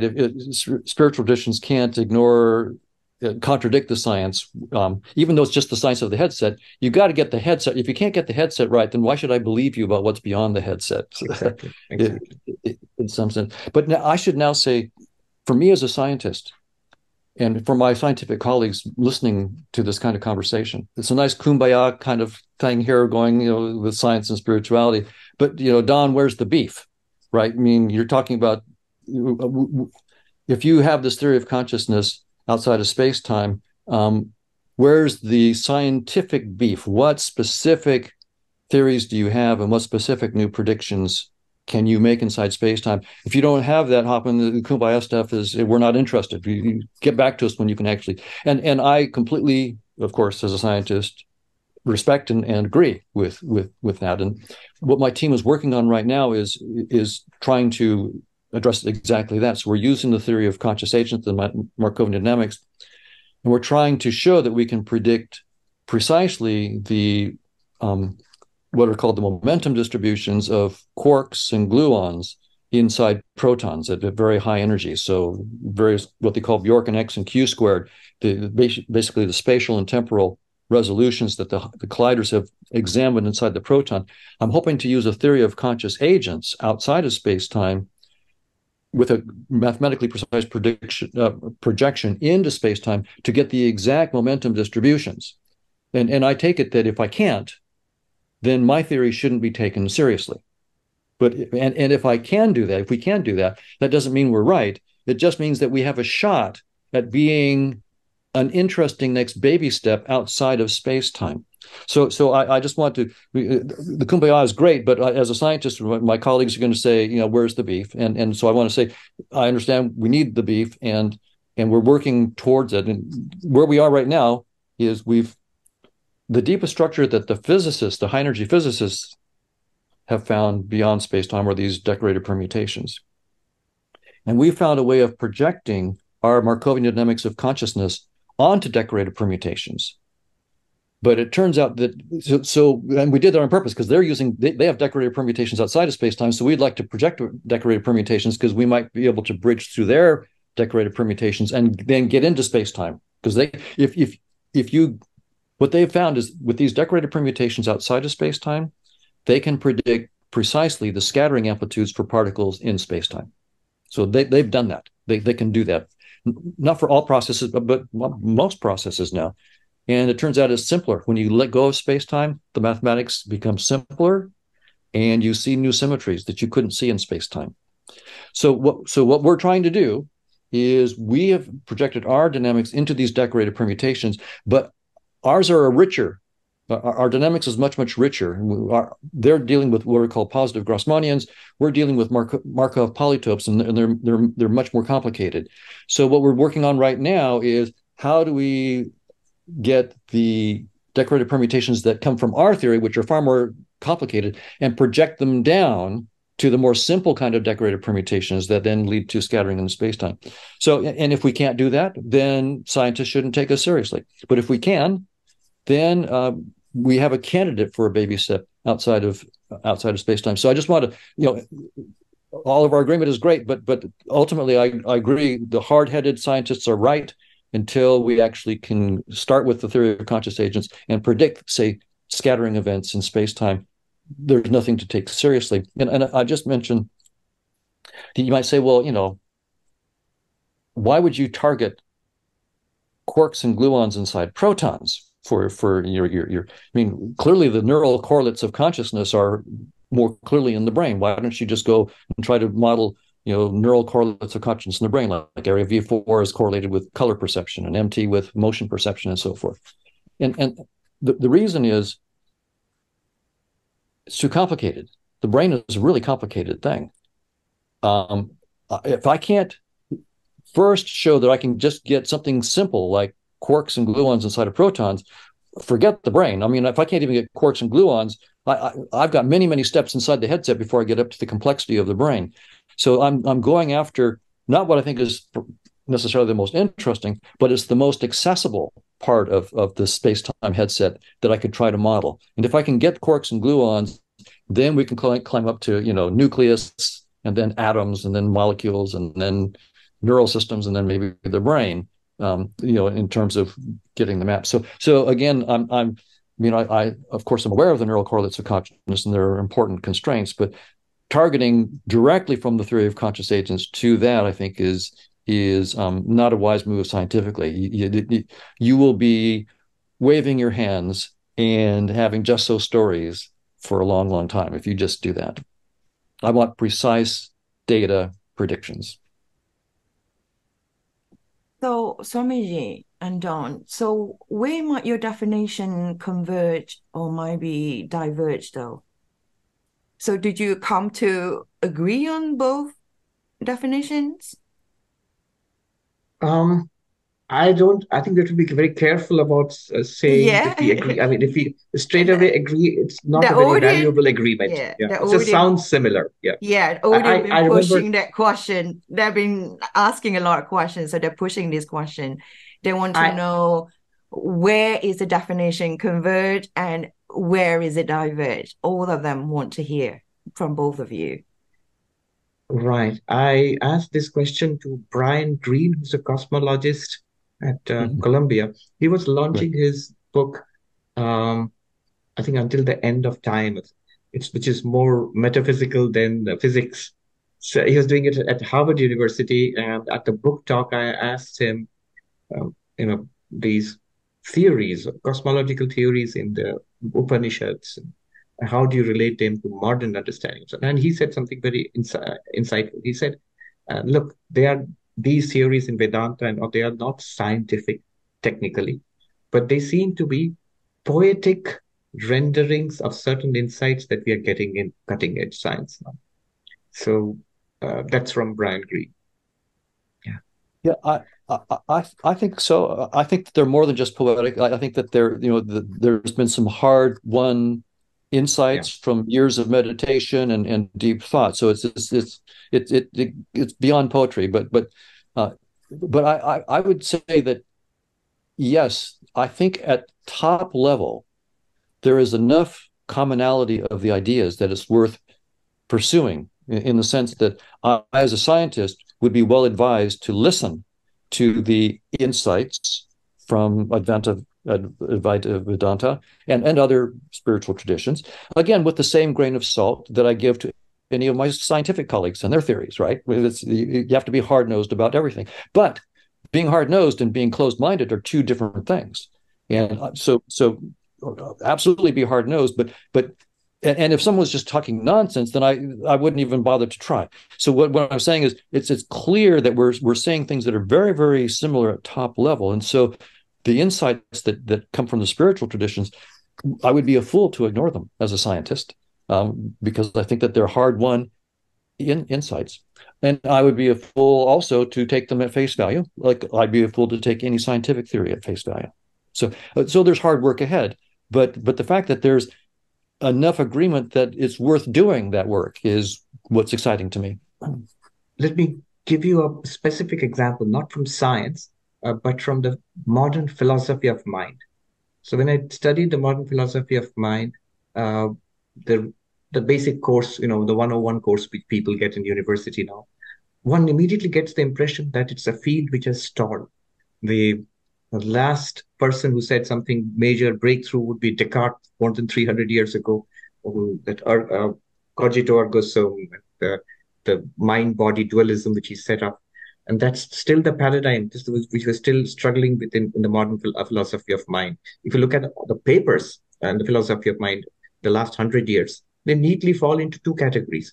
There's one category trying to reduce mind and consciousness to neural activity, or to language, or to behavior, or some permutation of this, or to information lately. And there's another group of papers which say, sorry guys, it doesn't work. Whether it is, what it's like to be a bat, or Thomas Nagel's paper, or many other papers since. The paper about Mary seeing red for the first time, the color red, and so on. So this is where it is at. And my suggestion is that in order to break this deadlock and make some progress in the philosophy of mind, the insights of ancient Indian philosophy, I'm quite sure they'll be very helpful. I'm not just saying Advaita Vedanta. There are a number of Buddhist schools which I know have very powerful insights into mind and consciousness. So that's one area when we can dialogue can lead to progress. It's a very limited area, just the philosophy of mind itself. That's right. No, I completely agree with that. And and the philosophy of mind is also intersecting with the science of mind, and so that the science of mind can also help. And here you see Irvine, we actually have a lot of interactions between philosophy and science. We have a department that looks at that. And I agree, but I also agree that much of the current philosophy of mind and the science of mind is physicalist and reductionist or functionalist, and none of it, as we've said, none of it can give us. No theory can give us a mathematically precise account of any specific conscious experience. In terms of actually giving me a theory of the taste of mint, the smell of garlic, a headache, when asked the philosophers of mind and also the scientists who are trying to understand consciousness, give me a specific example that your theory takes care of. There's literally nothing that they can do. And at some point, that failure, it will cause a revolution. When they realize that the failure is principled, it will cause a revolution. And by the way, almost none of my colleagues in cognitive neuroscience and studying consciousness, almost none of them understand what's happening in high energy theoretical physics, that space-time is doomed. Many physicists don't know. I was in a conference a few months ago where there were a number of quantum theorists presenting their theories of consciousness. And I made a point at the end of several of them, of their talks, to ask them, well, what do you think about the work in high energy particle physics, theoretical physics, that says the space-time is doomed? And none of them had heard of it. So these are PhDs in physics. So my colleagues in cognitive neuroscience studying consciousness can be forgiven if they don't know about this. But the train is coming and it's going to wreck that whole program. The space-time being doomed is a huge train wreck for basically all of the current theories in the philosophy of mind, most of the theories in the philosophy of mind, and basically almost all the theories in cognitive neuroscience and artificial intelligence for consciousness. And we're seeing some tremors, earthquakes in the field right now. There was a group just a couple of weeks ago who put out a paper, more than 100 signatories, saying that one theory, integrated information theory, was what they called pseudoscience. So there's already the failures to produce any specific models of any specific conscious experiences are starting to lead to problems inside the field, I think.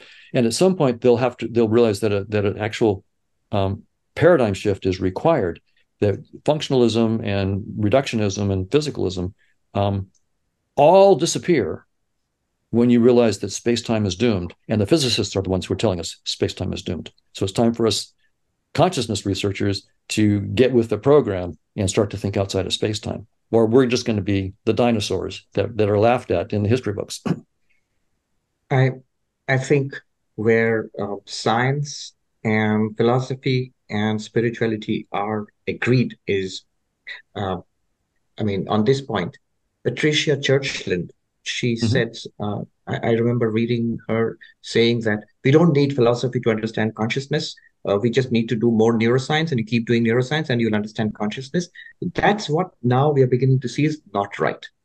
Scientists, philosophers of mind, and philosophers in the field of spirituality, we are sort of coming to this conclusion that just a physical investigation of the brain will not solve the question of consciousness. I agree. So it's not to say that we shouldn't do neuroscience. Of course, we need to do the neuroscience, but that's not going to be the final answer. In fact, neuroscience, my view, needs more funding because it's far more complicated than the neuroscientists realize. They think that when you look inside the brain and you see neurons, that's the truth. That's the reality. No, that's just an interface projection of something that's far more complicated outside of space-time. We have to reverse engineer what we see in the brain, the neurons and the neural networks and the dendrites and the synapses and all that stuff. That is complicated as it might seem. There's 86 billion neurons and 84 billion other kinds of, there's just tons and tons of different kinds of cells. There's a new atlas that came out that there's 3,300 different types of neurons or something like that.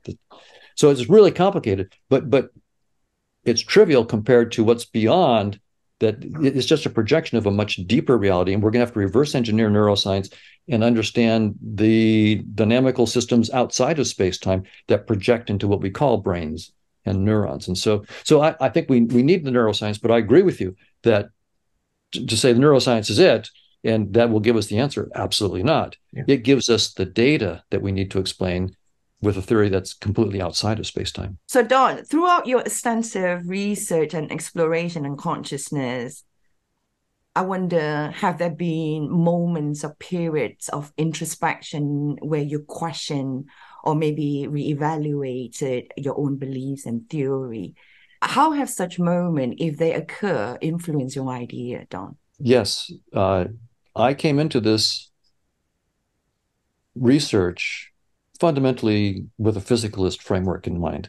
I was raised in the Christian church, but I think all of us are physicalists and materialists to just by nature. We are identified with our bodies.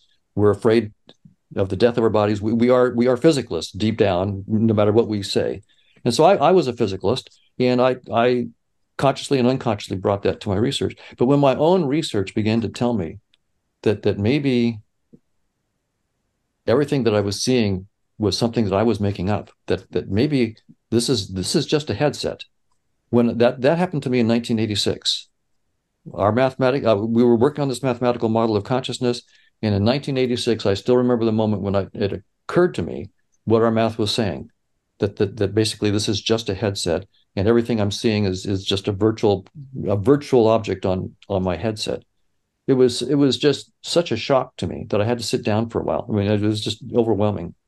But I realized that my own mathematical modeling was forcing me to that conclusion. And later on, when I found that evolutionary game theory says the same thing, and then when I find the physicists are saying that space-time is doomed, those are like big moments for me where my whole physicalist framework that in some sense we're almost born believing in physicalism. Having that stripped off has been quite a shock to the system. So I do spend a lot of time in meditation, partly to grapple with all this stuff that's so counterintuitive and so counter to my own emotional, orientation. Except in my case, in Don's case, it was breakthroughs, new knowledge, new paradigms. In my case, the tradition was giving me these understandings, but I just didn't get them there was a deeper and deeper understanding of what I had always been reading and always been hearing. Clarity came over the years. I started my journey last year because I have experience. That's why I start with Don, and I start with Bernardo, and then I start with quite a few philosophers before I get to here with Swami Ji. And yeah, I can resonate with Don completely. Yeah. I'm going to move on to a very quick question. So to both of you, so how do you differentiate between what is objective real and our perceptions of reality? Because we still live in this reality realm, isn't it? So the way we would deal with this question in Advaita Vedanta is, you ask the question, what is the criterion of truth? If we keep making claims about this is ultimately real, that's an appearance, immediately you have to define how do you define truth? How do you define reality? Yeah. And in Indian philosophy, we have multiple definitions of reality, of truth, criterion of truth. I'll just put before you two theories or two criteria of reality. One, the Buddhist criterion, one, the Advaita Vedanta criterion. Then the contrast will make it clear what we are talking about. So the question is, how do you decide what's truth? The Buddhist criterion is practical efficacy. If a thing works, has effects as it is expected to have, there's water and you drink it and it quenches your thirst. It feels cold and it quenches your thirst. So it's water, it's real. Whereas the water in a mirage is not real, because when you go there and try to use it the way it's supposed to be used, it doesn't work. So you clearly realize it's not there. That's practical efficacy is the criterion of truth. If it works, it's true. And it's amazing what a resonance it has with modern American philosophy, the whole school of pragmatism, William James, Charles Peirce, and everybody. Now, the Advaita Vedanta says to this that, look, practical efficacy cannot be a foolproof criterion of truth. You could drink water and it quenches your thirst, and the next moment you could wake up and it was all a dream. So the water was in a dream and your thirst was in a dream and the experience of drinking water was in a dream. It was cancelled. So Advaita Vedanta criterion of truth is non-cancellability. So the classic example of a snake and a rope. You realize it's not a snake. Oh, it is a rope. I mistook it for a rope. That which cannot be cancelled is real. Now, what is it that can never be cancelled on principle? And Advaita Vedanta says all cancellation depends on consciousness. You have to be conscious of an error that seemed to be true. Now you have to be conscious of, you realize, oh, that was not true. This is true. Now, the only thing that cannot be cancelled in this picture is consciousness itself. Because to have the experience of cancellation of consciousness, you still need consciousness. Consciousness cannot be cancelled. This is kind of a distant echo of Descartes' I think, therefore I am. The only one thing that cannot be doubted. So yes, this is the criterion. Everything is a perception to consciousness. Consciousness itself is revealed to itself as the ultimate truth, the ground of all perception. Keeping the proviso that as far as our practical life is concerned, you're driving a car, going out shopping, all of that works within the headset using Don's paradigm, the example metaphor. All of that has to be given due importance. You can't dismiss it as a dream. Within the realm of perception, within the realm of projection, science works, common sense works, art, religion, all of them have their spheres of operation. But all of it is grounded in consciousness, but as understood in the Advaita Vedanta. Consciousness in itself, the non-dual reality. I like that. I think that's a very, very good answer. And I would just add a couple little things from the scientific point of view. There's a technical notion called local realism, which is a particle satisfies local realism if it has a definite value of its properties like position, momentum, and spin, and those properties have definite values even if they're not observed. And the locality is that's the realism part. The locality says they have influences that propagate through space-time no faster than the speed of light.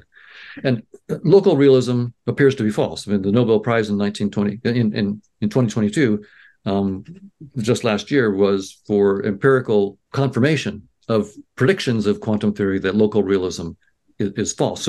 So we have, from a scientific point of view, it is still some controversy. There are some scientists who, like I think Sabina Hassenfelder, who would say it's not really local realism that's false. It's really maybe the super determinism is true or something like that. So I mean, there's still some debate to be had, but at least the question has a precise statement in physics, and experimental tests are being done on it, and it appears that local realism, in the sense of local realism, is false. And maybe Sabina will be able to show that super determinism takes care of it, and local realism doesn't have to go out the window. My guess is that local realism is false and super determinism may be true both. So it's not either or. What that means is that if the particle doesn't have a position when it's not observed, it's not there, right? If you don't have a position, you're not there. So it's not real in the sense. If I'm wearing a VR headset and I'm playing Grand Theft Auto, and I see in my VR set a red Ferrari to my right, well, that red Ferrari only exists when I look and render it on my headset. As soon as I look away, there is no red Ferrari. There's not in the supercomputer that's running the game. There's no red Ferrari anywhere. So the red Ferrari has a position and a color and a shape only when I look. So local realism is false for the red Ferrari because the red Ferrari is just a headset symbol that pops up and renders when I look. And that's what it looks like physics is telling us about space-time. Particles are like the red Ferrari. They don't have a position or momentum and spin when you don't look because you haven't rendered them yet. So you have to render them in your headset. So that's one way in which we could say that realism in the typical sense is false, and which would agree with what you were saying. And there's another, I'll just put out a little distinction between sometimes the word real, when we use the word real, we use it in two different senses casually. One is to say it's real if it exists even when no one looks. So we might say the moon is real because it exists even when no one looks. Although I just gave an argument for why it doesn't, but still someone might say that, right? So that would be one sense of real. But another sense of real might be like I have a real headache and my headache is real. Well, would the headache exist if no one perceived it? Well, of course not.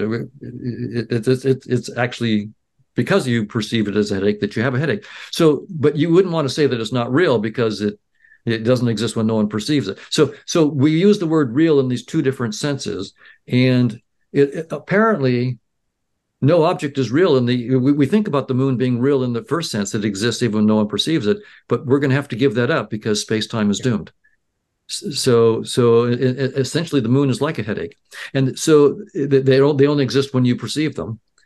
And that makes the distinction between public objects and private objects more problematic. Yeah. Right. We say the moon is a public object because you and I are both seeing the same moon. Well, actually, we're not seeing the same moon. You're seeing the moon in your headset, and I'm seeing the moon in my headset. You have a headache in your headset, and I have a headache in my headset. So the distinction between public and private objects actually dissolves when you realize that space-time is doomed. That reminds me of a sub-school of Advaita Vedanta called Drishti Shrishti Vada, which translates, you'd be excited to hear this, Don, which translates into seeing is projection. So the way they look at this entire universe is, as you see things, experience things, they are being rendered for that time, and then they disappear back into the limitless consciousness plus causality. But that's one sub-school here. That's brilliant, because they came up with that before we had VR headsets. That's brilliant. But it's much easier from the inside out perspective, because that's what it seems to be the world, Right. Yeah. Very, very. Yeah, the question, since it's a kind of inquiry into who you are, it's an inquiry, but you can also investigate it as a model, as an exercise. Is there any place where these two can ever meet?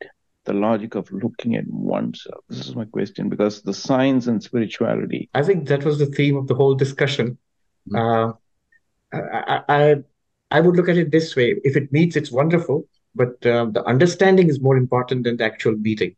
It's good to have the dialogue so that there's cross-fertilization, as Don himself said, because of the super specialization in science. You have genetic scientists or cognitive scientists who don't know the latest stuff in in particle physics. And you have particle physicists who don't know the latest stuff in particle physics and another area of particle physics. So this kind of conversation between philosophy, spirituality, science, I think it sort of cross-fertilizes and gives us new ways of looking at it, which may further help our present investigation itself. That's at the very minimum. Yep, I agree. And I think it's in the nature of spiritual investigations and scientific investigations that they will always only just be perspectives. The spiritual traditions are very clear that everything we say is just pointers. And science, I think, is very, very clear that our theories are just theories, and we never will have a theory of everything. And that's part of who I am, is something that transcends any particular pointer or any particular scientific description. The investigation of who I am is, in principle, endless. Yes, that's where, when classical meditation or inquiry, when the one inquiring or observing or witnessing has come to the end of inquiry, what is it that is inquiring after that? I think that's a good question. I'll just start where Don left off and say that he said it's an endless quest. The way what Advaita would say at that point is, it's not endless. It has an end for you.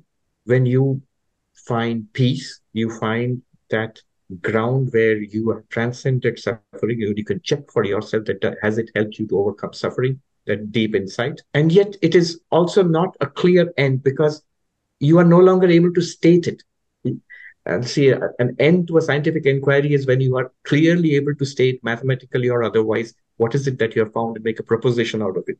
But by its very definition, being beyond concepts and beyond language, you cannot state it precisely. If you could, it would be an object of language, again something limited.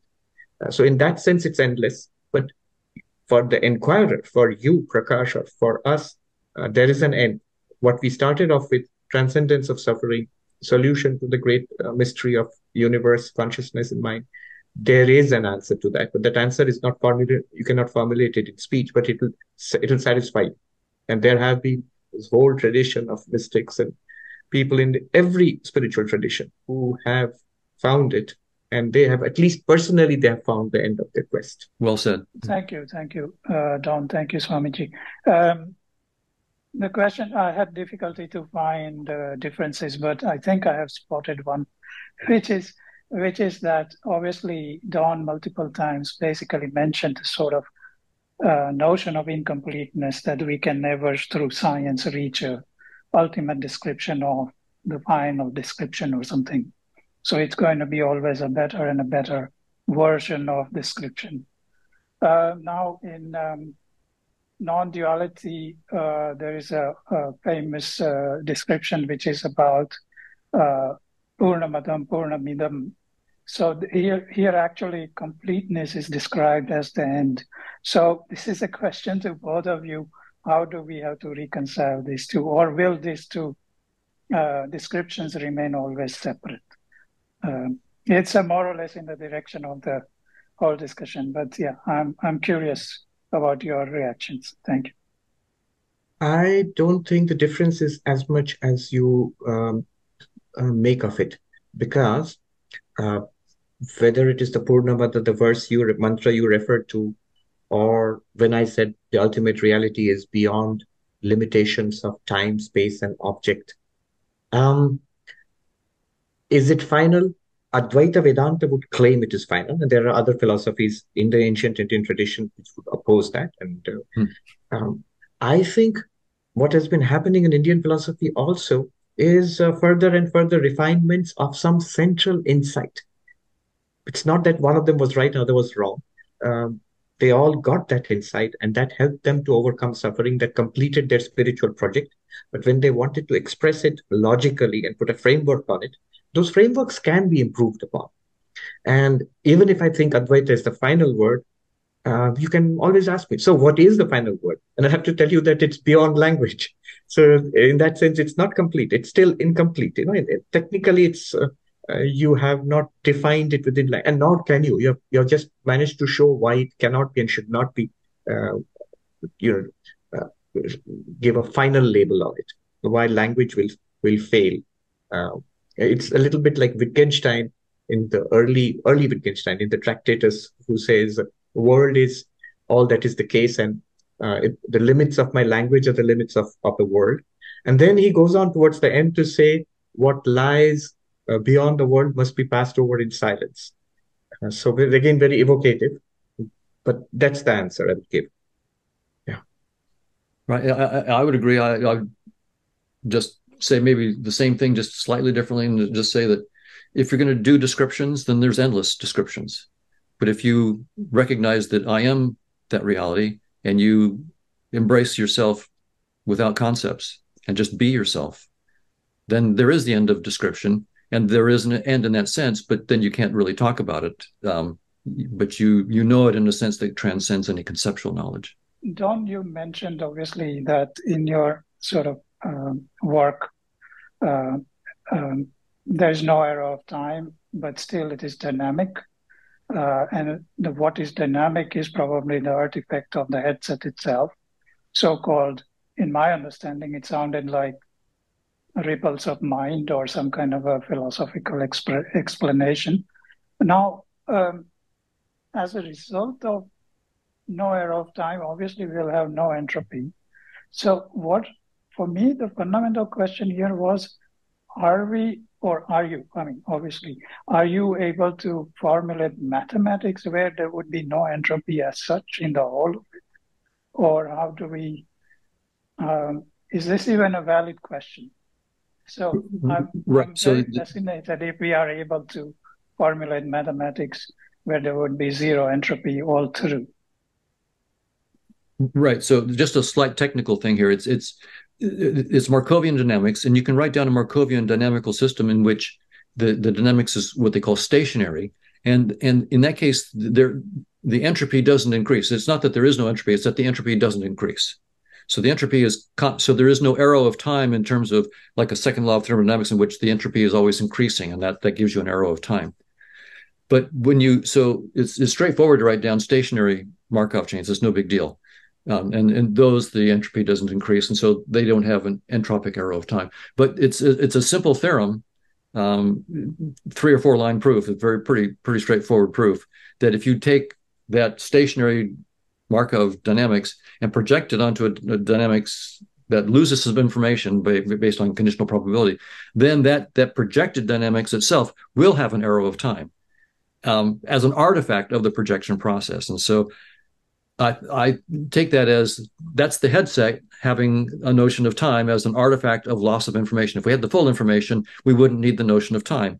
We probably wouldn't need objects, and we wouldn't need evolution by natural selection and competition. All those things are entirely artifacts of wearing a particular headset. Yes. I mean, that was very fascinating because it sounds like basically when one is in meditation, when there is no Bayesian sort of things going on, right? When one is completely in first-person perspective, it sounded almost the same to me that when there is stationary, you mentioned a particular name, but yeah, it's a fascinating answer. Thank you. I see a lot of similarities here. Thank you. Thank you, Medea. If I can add an amusing side note to that, an entropy discussion reminded me of a very cute story by Isaac Asimov I read as a kid. It's called The Last Question. And basically the story is somebody asks a computer, can entropy be reversed? And the computer says there isn't enough data about it. And then the story goes on and on with succeeding generations of computers over millions. The story is set over billions of years.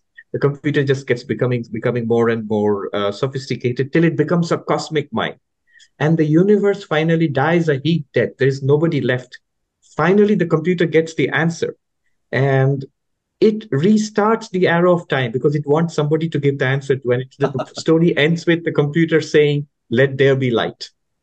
And there was light. That's a brilliant story. Yeah. Brilliant story, really. Cute and very fascinating. Yes, thank you. Thank you so much, Ivy, for facilitating this wonderful speakers and thinkers. Highly appreciated encounter. And I have 2 questions at least. And the first is for Donald, because as I understood the reasoning with evolution theory, and you come to these metaphors like, of course, the headset is well known, and the desktop, the icons on the desktop. I always think, why do you say at a certain point that one has to realize that the body is only an avatar?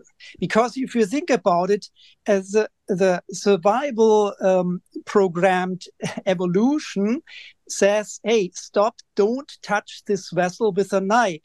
This blood vessel, if you touch this blood vessel with a knife, this is very dangerous. Sorry for my words. And so don't think that this is completely consistent in a way, sorry, because if you think it to the end, it's not only icons, but knobs and sliders. And when we have objects and evolution has made us like this, then we have to listen to our illusions, so to speak, as a traditional philosopher would put it, illusions, because they are very useful illusions. Like, here is the brain, here's the heart, here are the blood vessels. Be careful, because your heart will pulse if you're in a dangerous situation, for instance. So why deny this, what Nietzsche would call the wisdom of the body? Why deny the body? Why deny that we only have one life and say it's just an avatar? Don't care so much about your shitty avatar. Your body is not so important. Because the religions have taught us that don't care so much about it, because you have an afterlife. So how can you bring together the scientific worldview, which you are still committed to, because you are often saying my colleagues are asking for predictions, and I totally understand it. What's the consequences? What's the advantage? What's the prediction? And so, on the other hand, you say, why should I care about my body? And this is a question about evolution and your consistency of the theory. And the other is, what is the way to go? Because you are meditating. Of course, Swami is also in meditation, and you're masters in it, probably. And then traditionally, we have also art and poetry and reading ancient texts to get some wisdom. So we have different gates to knowledge. And so how is it put together? Is it like a mixture for you?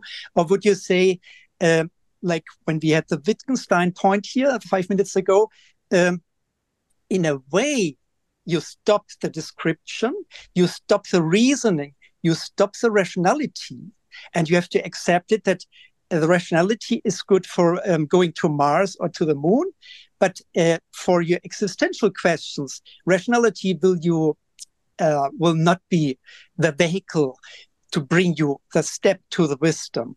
So this was the second question. Thank you for listening. So to deal with these two questions, first, I know that John has a very specific answer to the question about not touching the blood vessel with the knife, though the knife and the blood vessel both might be appearances in consciousness, but you still don't do that.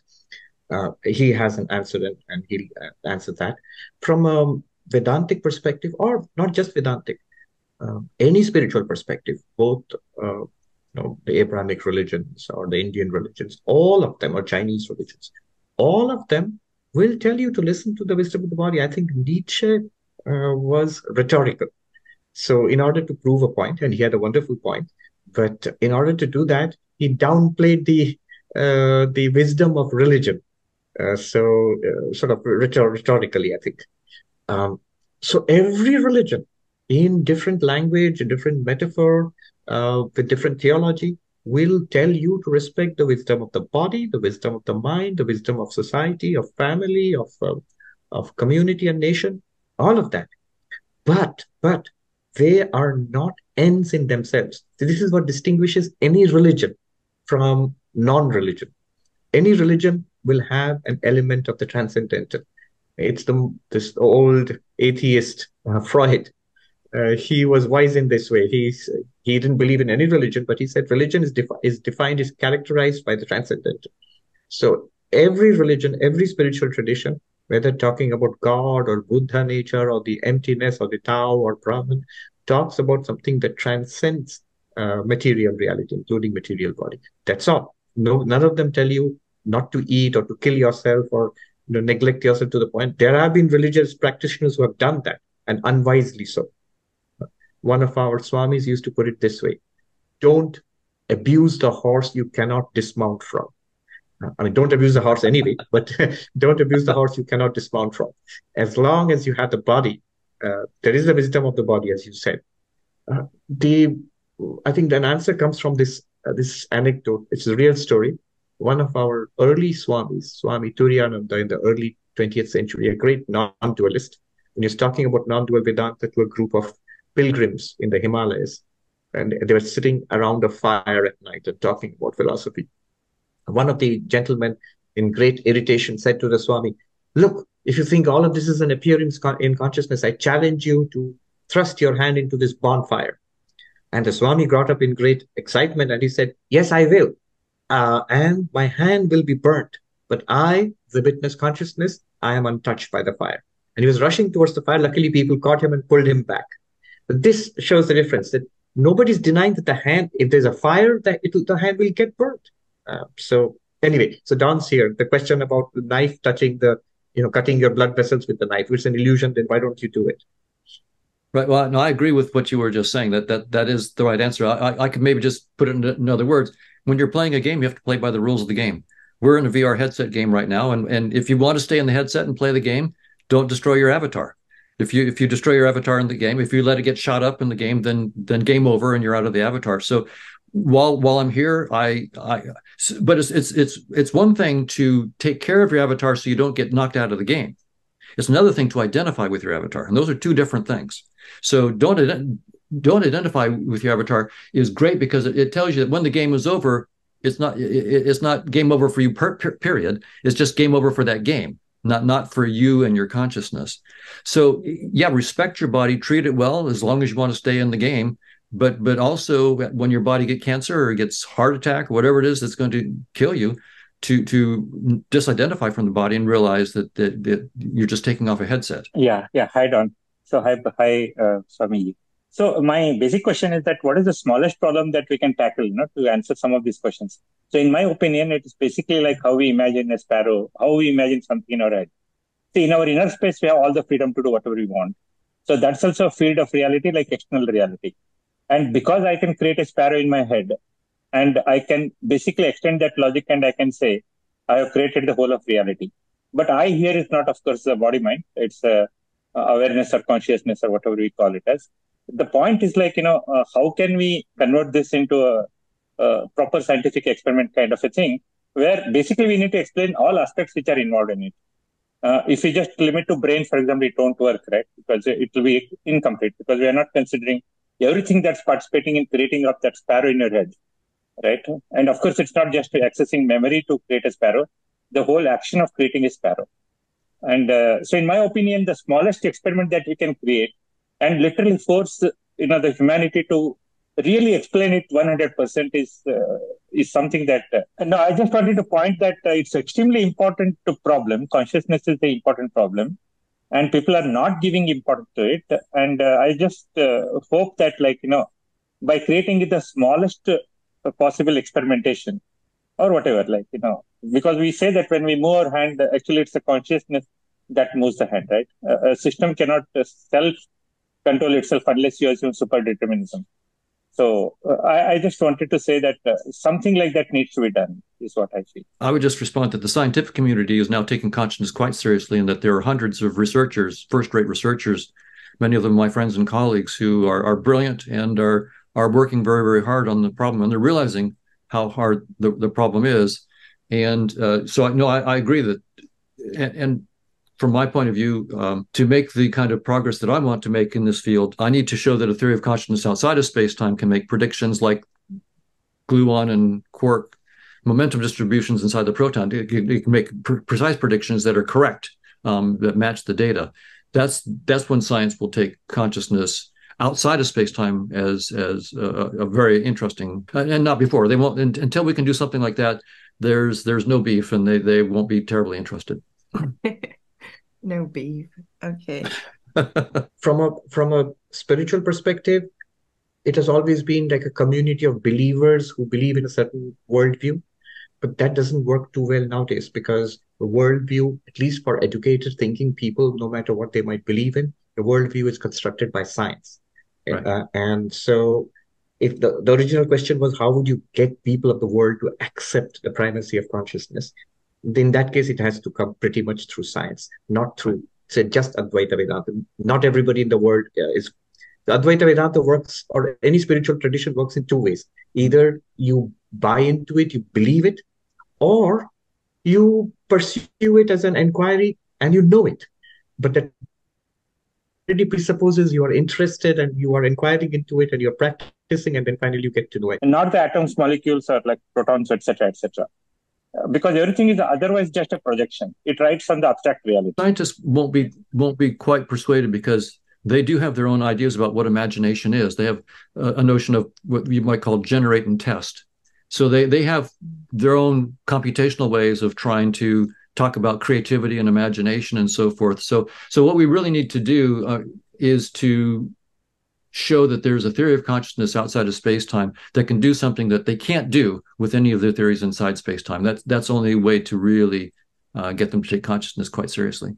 Thank you, Ivy, for organizing this, and for the speakers. So my question is about emergence and complexity, and I'll try to make this brief.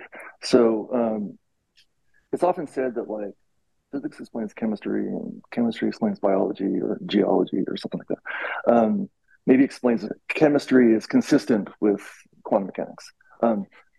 Nobody with complete knowledge of quantum mechanics would ever like predict the periodic table, or maybe part of it, but they certainly wouldn't predict, complicated protein folding and things like that. But all that complicated protein folding is completely consistent with quantum mechanics, and so the same could be true about biology and geology and all these different levels of science that kind of get to different levels of complexity. But no biologist would ever say chemistry is doomed. Like that would be sort of silly, right? Like, so I feel like when you say something like space-time is doomed, you're sort of, I don't know, you're being sensationalist. It is emergent, perhaps. Actually, we're not sure, right? But it sort of seems like it is. And 10 to the negative 33 or whatever the number is, that's a really small distance. Like you make it seem like there's reason to think that there's some connection between that space scale and where we are now. But if you think that, like what I guess by what mechanism would something on that scale affect something on our scale?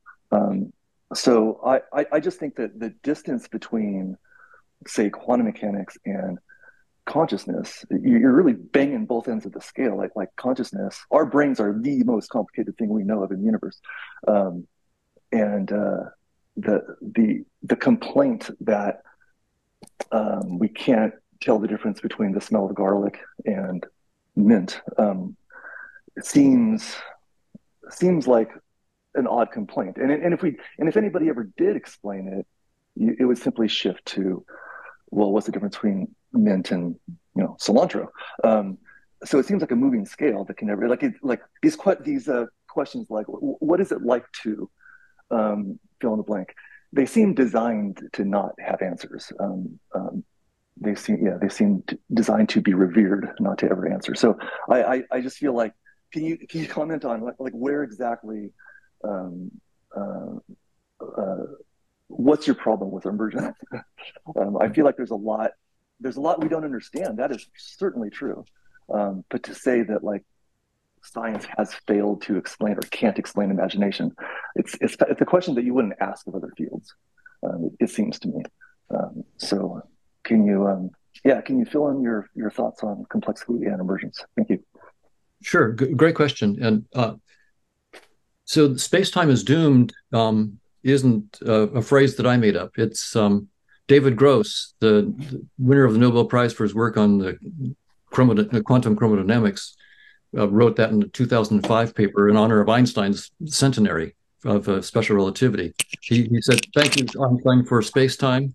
Wonderful, wonderful century, but space-time is doomed." And he went on to explain why he and several other physicists like Ed Witten and Nathan Seiberg and Andrew Strominger and more recently Nima Arkani-Hamed, all these high energy particle physicists are saying, or theoretical physicists are saying, space-time is doomed. And so I'm a cognitive scientist. I'm not the one who came up with that. It's the physicist. And if you want to see why the physicists are saying this, there's an easy way there's a great set of lectures by Nima Arkani-Hamed. And if you just Google Nima, which is Nima, Harvard Lecture 1, if you just Google that phrase, Nima, Harvard Lecture 1, you will find a graduate class that Nima Arkani-Hamed gave at Harvard in 2019, the fall semester of 2019. And it's some like 27 lectures. And he will explain to you in great detail why space-time has to be doomed, why quantum theory itself cannot be fundamental and has to arise from something. It's going to arise with space-time, as he says, joined at the hip from a much deeper theory of something outside of space-time, not curled up inside the dimensions of space-time, but completely outside of space-time. So if you want to see, not from a cognitive scientist, secondhand, but from a physicist firsthand, Google Nima Harvard Lecture 1, and you can just listen to all of his 27 lectures, and he explains why space-time is doomed.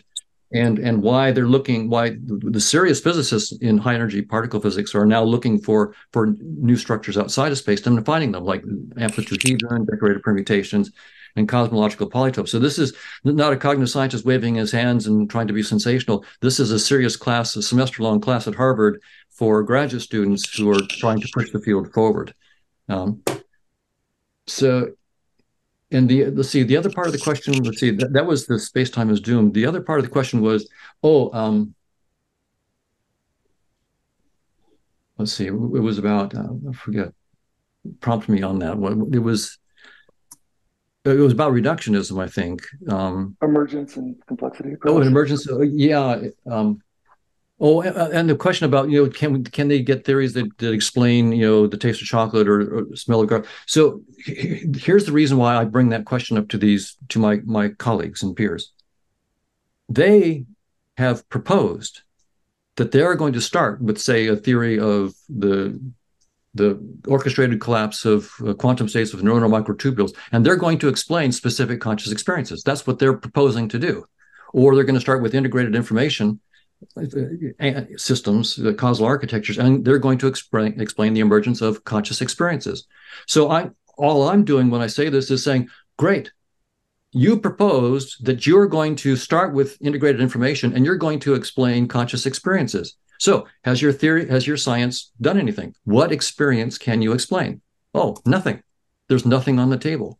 And in fact, what's so striking about this is they all say that they're going to explain conscious experiences. None of them explains even one conscious experience.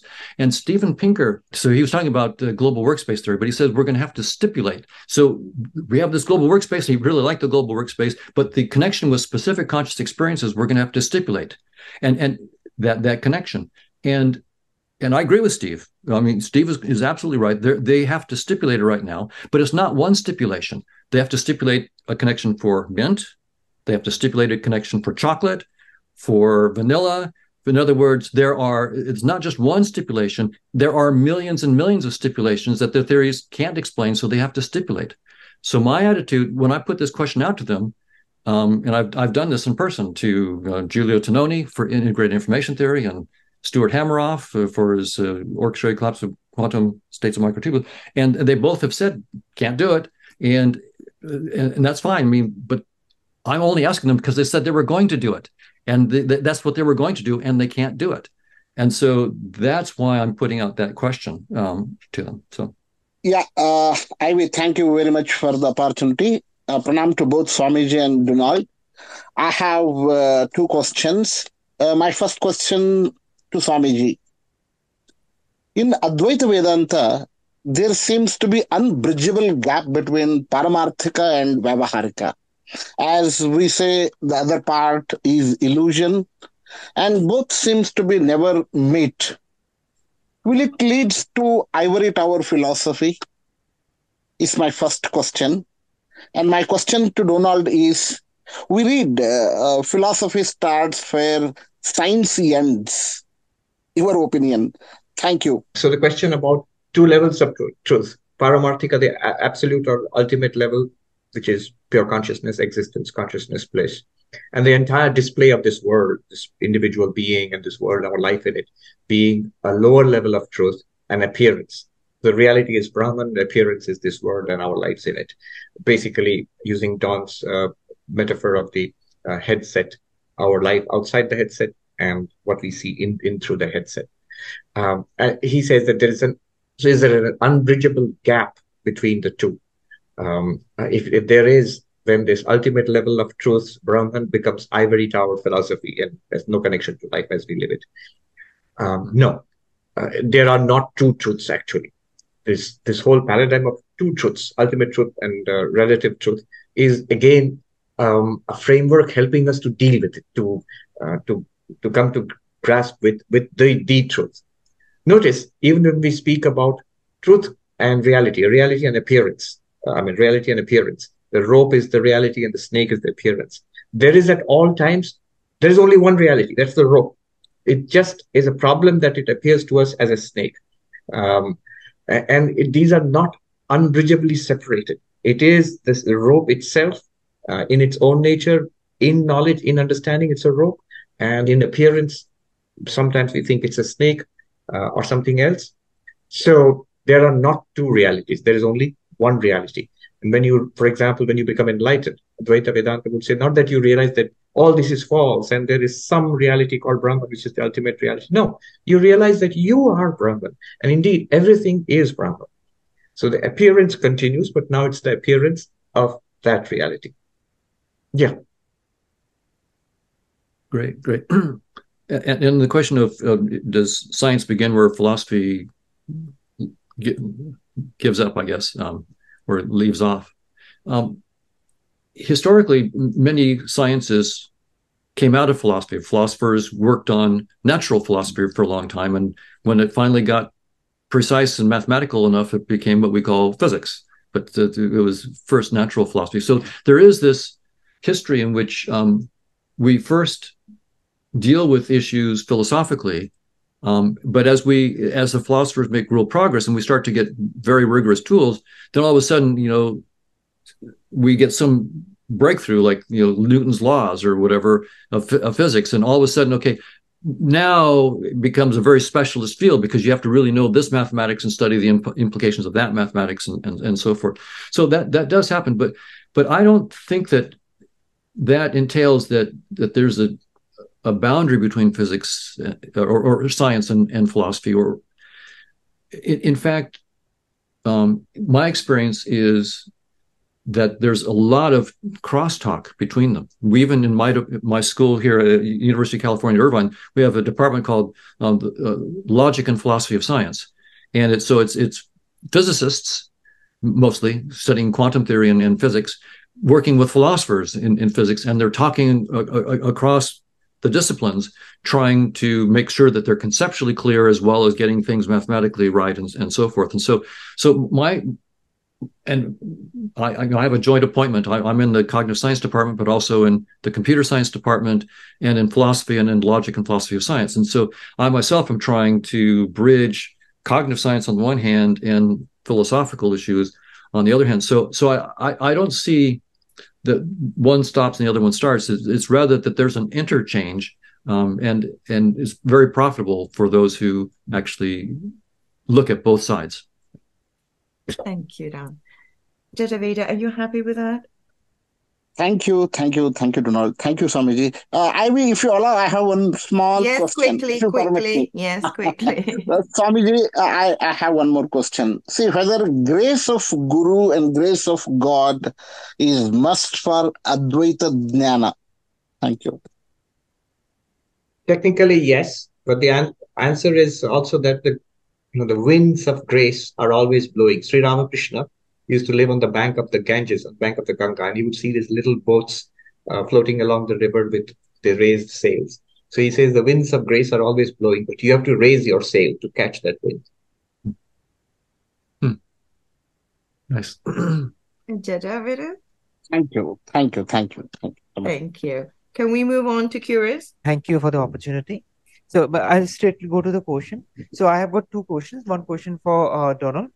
So, Donald, my question is this regarding the collapse of wave function. Now, Copenhagen interpretation, it is the measurement which causes the collapse of the wave function. I'm saying in double quotation, right? Indispensable without consciousness, or rather, or like the one human's interpretation is the consciousness which causes the collapse. Now, would you give one one argument, let's say, where this is very much required? So this would be my question for you. And for Swamiji, my question is this. Donald mentioned a couple of minutes back that about the in last 2022 or 21, the Nobel Prize in Physics went to the physicist who has proven that the universe is locally not determined. It is false. It is no longer objectively real. My question to you is this. So in one aspect of Vedanta or any of the Indian spirituality where you see a lot of convergence with modern physics, and which you can see, which you think, in your opinion, where further work can be done and further it can be further broken down and somewhere it can be converged with the physics. That would be my question for you, Swamiji. Thank you. I think one way to think about this measurement problem is you have the Schrodinger equation, which is a linear partial differential equation, which describes the evolution of the state of a particle when no one is looking, when it's not being observed. That's a linear, again, partial differential equation. Then when you make a measurement, you get a single value, right? The spin is up or the spin is down, for example, or the position is such and such. Now, it turns out that the Schrodinger equation can't do that. You cannot, the Schrodinger evolution will not do that. So whatever is going on in the measurement process, it's not the Schrodinger evolution. You cannot, it doesn't work. So now some people will say, well, no big deal, decoherence. So many physicists will say there's decoherence. And so decoherence takes care of the problem, but it doesn't. That's actually a mistake. Decoherence will take you from a pure quantum state to a mixed quantum state. That's true. It will take you from a pure state to a mixed state. It will not take you to a single outcome. Decoherence cannot do that. So decoherence does not explain the measurement problem at all. It's not a solution. So now what's interesting is what this means is that in the measurement process, we're talking about some kind of macroscopic measuring system and an observer that cannot be reduced to the particles that they're made of. Because if they could, then we could find it with the Schrodinger evolution, right? So the Schrodinger evolution doesn't work for these macroscopic measuring systems. That's the real measurement problem, right? That whatever the macroscopic observer or measurement system is, it cannot be described by the Schrodinger equation. And that's why the measurement problem is so difficult. Now, there are some like the cubists. Cubism is a view where they say that the quantum state is just the state of belief of an observer or of an agent. And that's closer to what I'm saying. But when you ask them, so Chris Fuchs, who's one of the authors of this theory, a friend of mine, when I ask him or talk with him about it, he says, it's not my job to give you a theory of what the agent is. I'm just saying that quantum mechanics is a description of the agent's beliefs and what the agent does. But I don't know what an agent is, and I'm not going to tell you what an agent is. So that's what I'm doing. I'm saying, okay, well, quantum mechanics seems to need an agent because the Schrodinger evolution won't do it, and decoherence won't do it. So let me write down a mathematical dynamics of conscious agents and then show that I can get, quantum mechanics as a projection. But what Nima points out in his Harvard class that I mentioned earlier is that space-time is doomed, and with it, quantum mechanics is doomed. Quantum mechanics is going to be joined at the hip, he says, with space-time as emergent from something deeper. And this is really sort of underlined by the work of Chris Fuchs and Robert Speckens, where they point out that many of the interesting things about the weirdness of quantum mechanics, so no cloning theorem, superposition, entanglement, all of these weirdness things about quantum mechanics are really just symptoms of partial information. It's epistemic lack of information that leads to these effects. And if space-time is a headset, that's what we're saying. There's lack of information. You have a projection of reality onto a little headset. You've lost information. And as a result, we get the mathematics of quantum mechanics, which has these weirdnesses. And all the weirdnesses are just saying space-time is a headset. And quantum mechanics is a description of the lack of information that we're getting in that headset. And by the way, in terms of the depth of the headset, some people might be impressed with 10 to the minus 33 centimeters. I might be impressed with 10 to the minus 33 trillion centimeters resolution, but 10 to the minus 33, we got cheated. 10 to the minus 33 trillion, now I'm impressed, but not 10 to the minus 33. I think the work that is being done now, right now, the new interest in consciousness studies and the cutting edge work in particle physics, all of this is very interesting to people who are interested in Indian philosophy. It's all very interesting. We don't be in a hurry to say that we have met or we have found congruence, but there are similarities. Why I'm interested in is the things which I believe or I understand. The new science which is coming out can throw more light on it, and I can understand it better from different angles and entirely new paradigms. The earlier question about philosophy and science, it reminded me of this very nice series of videos you have on YouTube where scientists explain advanced scientific concepts at 5 levels. It's very interesting. Calculus, black holes, quantum mechanics. You explain it to a middle school kid. You explain it to a high school kid. You explain it to an undergrad, a PhD student, and one of your colleagues. And what I noticed was when they are talking to little kids, it's mostly analogies and metaphors. And when they're talking to the undergrads and the PhD students, it gets very technical. It gets mathematical. It gets very technical. But when they're talking to their own colleagues, it gets philosophical. They already understand the technicalities. Then it becomes a question of interpretation, where philosophy comes in. Right? Hello, Don. Namaste, Swami Ji. Great to hear you guys talk. Swami Ji, I've been hearing to you for a long time, and I'm delighted to talk to you today. My first question for Swami Ji is, if consciousness is all permeable, then why does death of the body and one's sense of being? And my second question is, if you may allow, there is this quote from Fernando Pessoa, a Portuguese poet and a writer, who wrote, "And I myself am the center that exists only because the geometry of the abyss demands it. I am the nothing around which all this spins. I exist so that it can spin. I am the center that exists only because every circle has one." So, Swamiji, can one relate this quote to Advaita Vedanta in any way? Thank you. Yeah. Pessoa is very Vedantic. I've found some philosophers, most recently Janardhan Ganeri, who has taken Pessoa very, very seriously. Yeah. So it's only when we do not appreciate the real nature of consciousness, then physical death seems to be the end of everything. Why just physical death? Anesthesia, coma, or just deep sleep every night. It seems to be nothing. It seems to be a blank. Yet we are assured, we are told that if you appreciate consciousness for what it is, in that case, the blankness of deep sleep or the utter, even deeper blankness of anesthesia would still be an appearance of nothing to consciousness. So you wouldn't actually see at that point, you cannot think that I am consciousness, which we can do that now. If the mind shuts down, you cannot think. But when the mind kicks back in again, when it works, the difference between us, when we don't know, when we are not enlightened, when we look back, when we imagine what deep sleep or death or anesthesia looks like, we think it's nothing. For the enlightened one, it would be a presentation of nothing to consciousness. Thank you so much. Take care. Thank you. Take care, Don. Thank you. Goodbye.